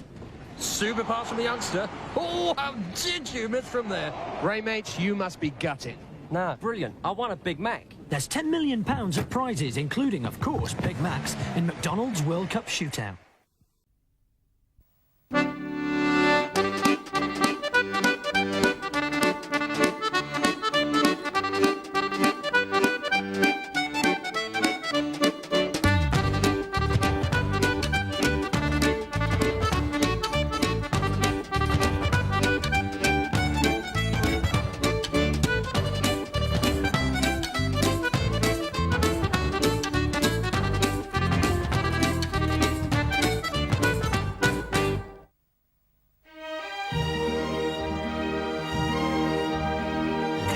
Pugwash was writing his diary one morning and feeling rather pleased with himself. Stole treasure belonging to arch-enemy Cutthroat Jake. Mate Jonah and Willie to Portobello, giving their captain a chance for a little peace and quiet. As usual, I, Captain Horatio Pugwash, showed conspicuous courage, breathtaking bravery, huge heroism. Blundering bloaters! Shoot, shoot, shoot, shoot, shoot! Off, boy! Down, down! Shoot! Help! Help! Oh, Captain! Let me help. What? Leave my sandwiches alone and get this marauding monster out of here. Aye, aye, Captain. Mr. Mate! Oh, whoops, it is. Animals. Captain? I'm not having them on board. That's an order. And you are personally responsible for making sure it's carried out.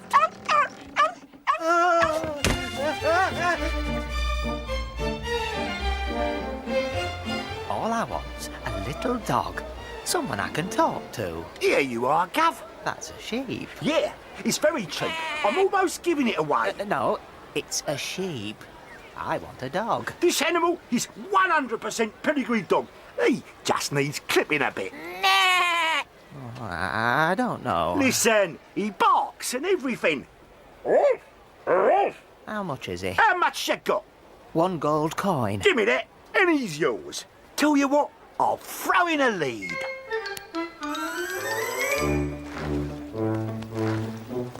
I'll call you Rover. How would you like that? Fetch, Rover. Fetch! Help! Oh, heck. What are you playing at? Fetch. But our Rover don't understand the rules yet. Come on, boy. You can't take that sheep on the ship. Oh, he's not a sheep. He's a dog. He's got horns. He's a sheep. He's a dog. It could be a sheepdog, eh? Know what I mean? Whatever he is, there's no live socks allowed on board by order of the captain. Oh, he won't do no harm. No, Rover. Bad boy. That animal's a danger to life and limb. Get rid of it. Oh, dear Rover. Oh, I like him. He's so cute, eh? Hey, we'll get him on board, huh? But the captain said... The captain don't have to know, eh? Know what I mean?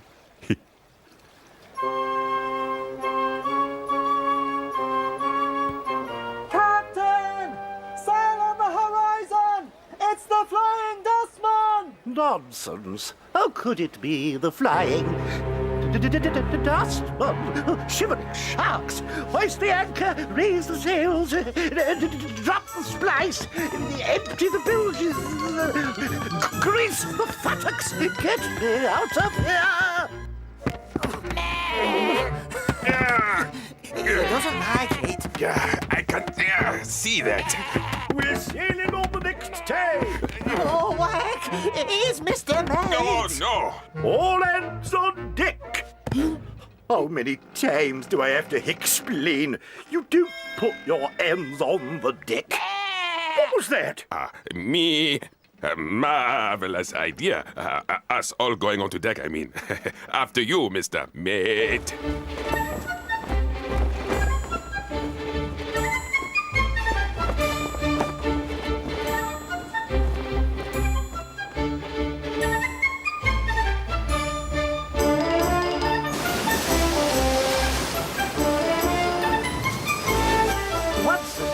We've given Jake the slip. He could be hiding on the other side of the island. Tottering turtles!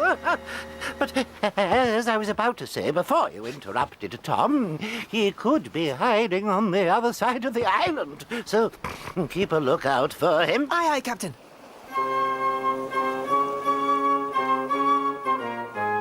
Oh, look, do we attack now, Captain Jake? No! We wait till it's dark and he's far away from help. Then we attack! Hooray! my souls, Pugwash! The gruesome and unspeakable things. What happens to them that steals my treasure?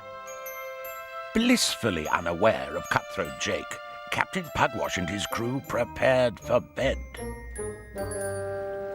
Oh, someone's scandalized my handlebar. Who was it?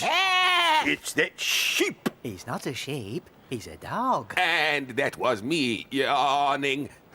In that case, it's time we were all in bed. This isn't right. It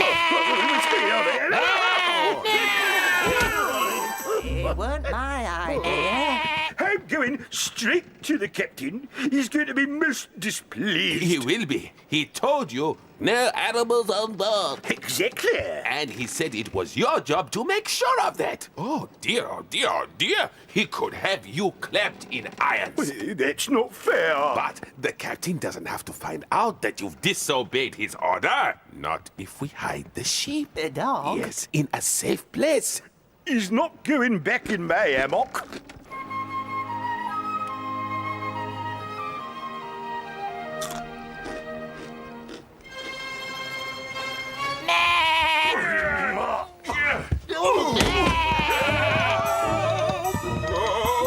This way!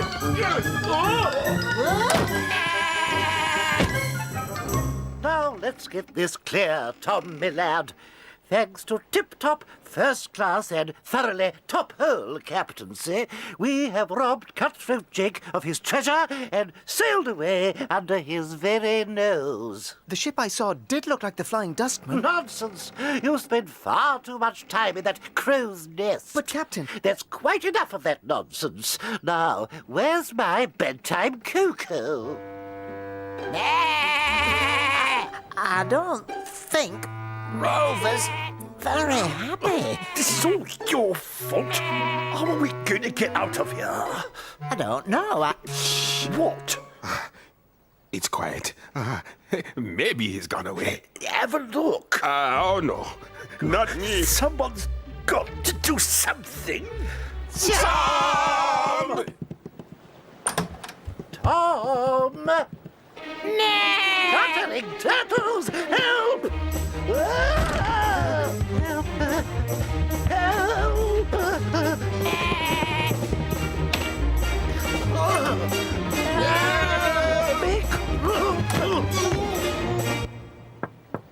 Captain? Are you all right? Oh, no! A sheep! How did you get here? It was the Flying Dustman.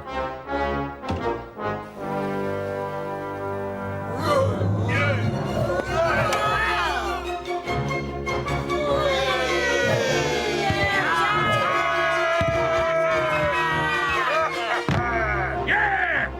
The black pig's mine! Do you hear? Mine! Now, there's a little matter of my treasure. Follow me, lads! Where's Pugwash? I don't know. Yeah! Who's that then? I wouldn't look in there. Pugwash?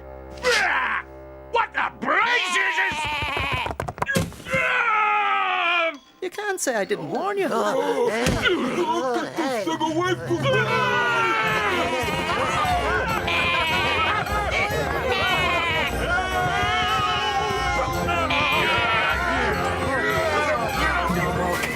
Till they're gone.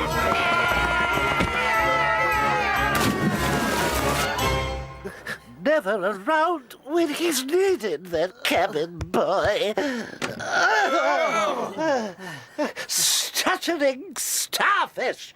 Didn't you hear me calling? Where on earth have you been? Cutthroat Jake and his crew boarded us. But it's all right now.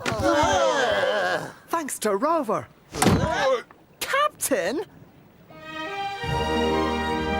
While Cutthroat Jake floundered in the waves, the crew of the Black Pig removed the last of his treasure and sailed away.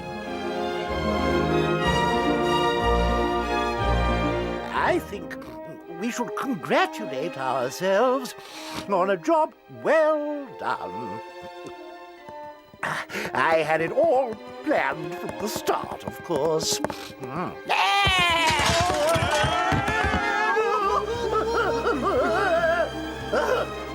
Tom knew Rover became as gentle as a lamb when he got his carrot tops. So in the end, only Cutthroat Jake was fleeced.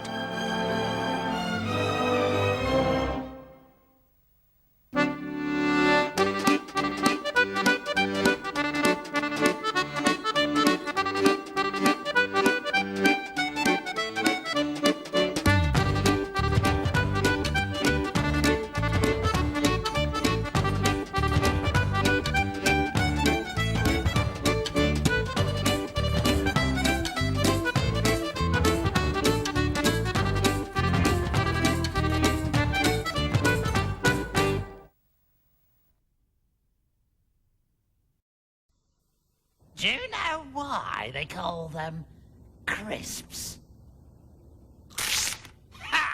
For Army. It's a bit of an animal. Introducing Dulux Roller Coaster, a new brilliant white emulsion that rolls straight from the tub. It's much easier and quicker to apply because it's specially formulated for rollers. And there's virtually no splattering. The result, a quality Dulux finish in no time. Well, what do you think? It's great. But you missed a bit. Dulux Roller Coaster makes the difference.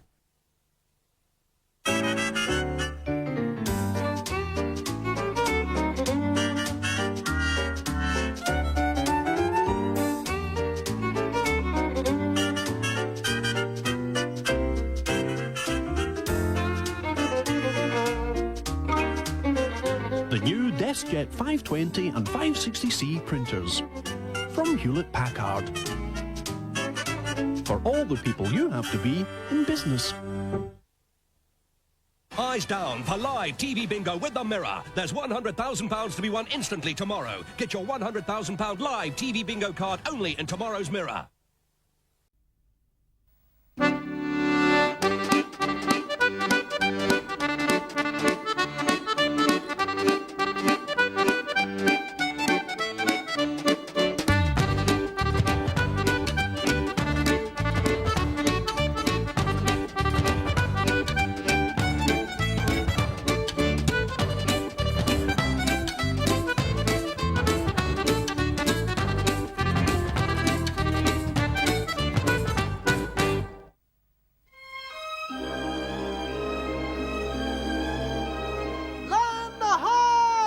One misty morning after a long and tiring voyage, Captain Pugwash was sailing the Black Pig back into Portobello Harbour. Wake up! Wake up! We've arrived! The crew had never been so exhausted, so hungry. They were longing to get ashore to stock up on all their favourite things. It's been a long trip, and that's a fact. It has indeed, Mr. Mate. Tom. Mr. Mate? There wouldn't happen to be a small stale crust of bread in the galley, would there? Or a few miserable cake crumbs? Sorry, Mr. Mate. The larder is completely bare.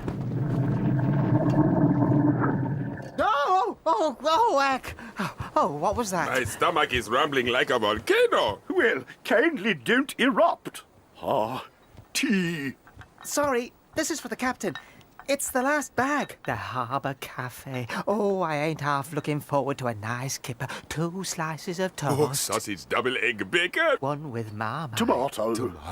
Toast. Marmalade. I'm that hungry, I could eat a horse. I don't know about you, but I could eat a horse. Is that really the last of my emergency supplies? I'm afraid it is, Captain. You've got to admire the captain, haven't you? I mean, all these days without decent grub doesn't seem to have affected him at all. Captain Pugwash is a man with many hidden assets, and that's a fact. I don't half fancy a spot of roast beef for my dinner. What my heart is? Clattering collywobbles. What was that? Sorry. Uh-oh. What's the matter, Tom? The Flying Dustman's in port, Captain. Oh, heck. No good will come of it. Mark my words. Oh, come, pull yourselves together.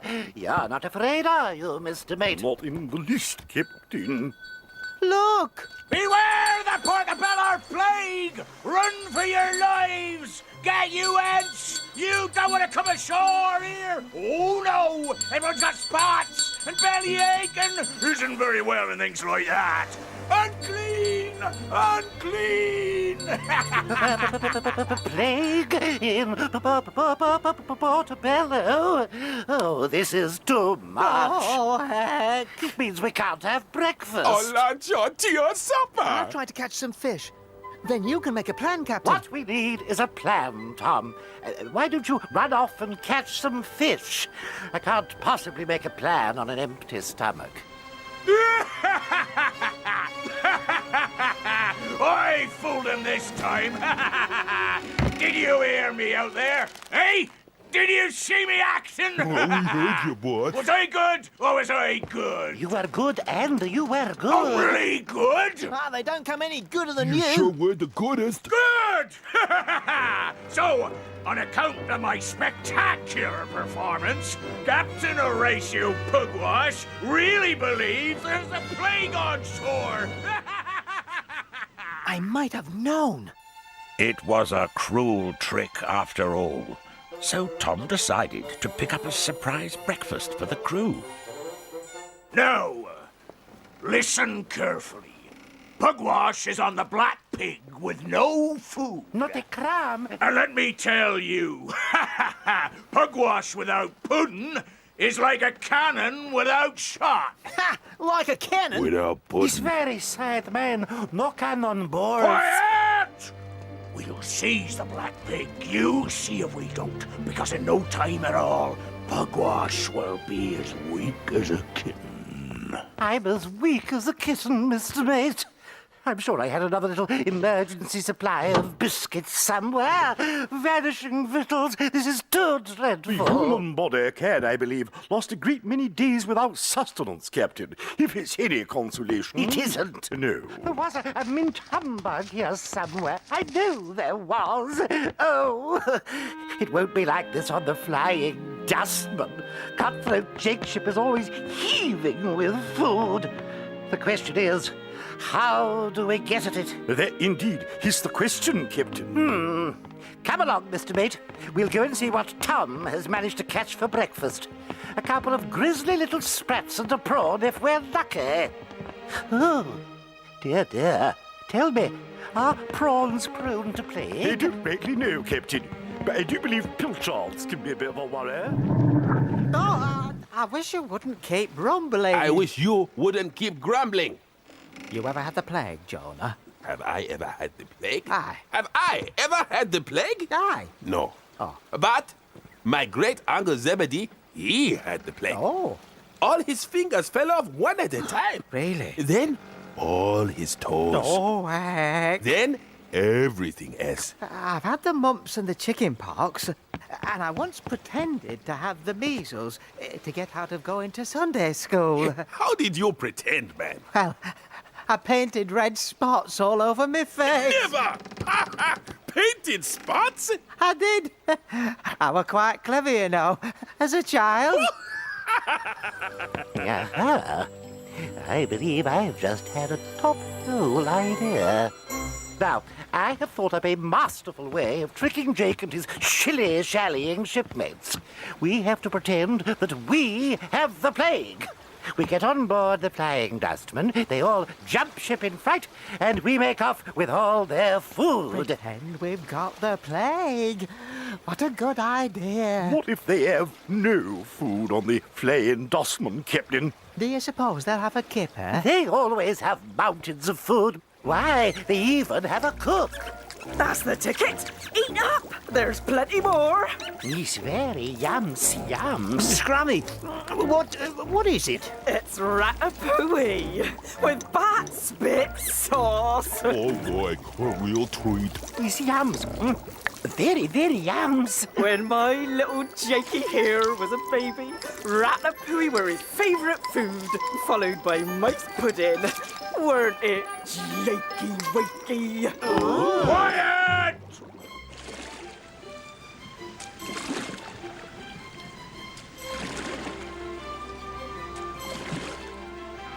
Now for a tot of grog and gunpowder to finish off that delicious dinner. Oh, yeah, right, sport. A tot of grog will go down a treat. You're gonna give me a toast, then? Oh, yes. I like some toast. They going toast? No, you idiots! It's like we gotta propose a toast to the chef, like, to the chef. To the chef and toast. Chef on toast. Toast me, chef. I don't believe it. That's blown it. We're done for. But they can't have the plague. But we have got the plague. See? They have got the plague. After them. Chop, chop, don't shilly-shally. Don't let get near you. Run for your lives. Blow on them. Blow for all your wealth. Hey, up! Hey there, brother, and blow you all down! Aha! So you've got the plague, have you? We'll drink to that, won't we? Spots run away, have they? Seize 'em and tie 'em up. Mr. Maid, Jonah, Willie, I'm back. Uh-oh. So we'll just let you starve to death on our ship then, shall we? Then we can take full charge of the Black Pig for good and all! Yeah! Here. Oh boy, this is something.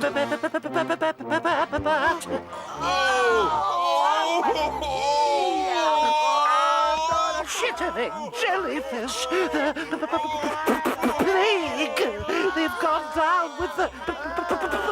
Wait a minute. What's this? I'm gonna die horribly.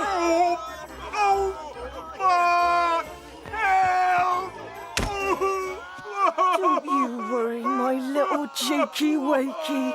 Your ma's here. What a way to go. Captain? Oh, Tom. Don't you worry, Captain. There is no plague in Portobello. It was just a hoax. Well, how can it be, Tom? Look at this dreadful sight before us. No, there really was a rat in there, Ratatouille. Rat of what? Well, I never. How did a rat get in my ratatouille? Let's get home. I've got a splendid breakfast ready for you. Ratatouille poisoning. Serves them right. Don't worry, my little Jakey Wakey. Mummy's here. Just as well I had that brilliant idea about the spots, me hearties. Otherwise, we'd never have seen little Jakey Wakey get his comeuppance. It were a grand idea, Captain. Oh, one of your best. All I can say is, thank goodness we don't have a cook. Tom set a plate of sizzling sausages in front of his captain and said nothing.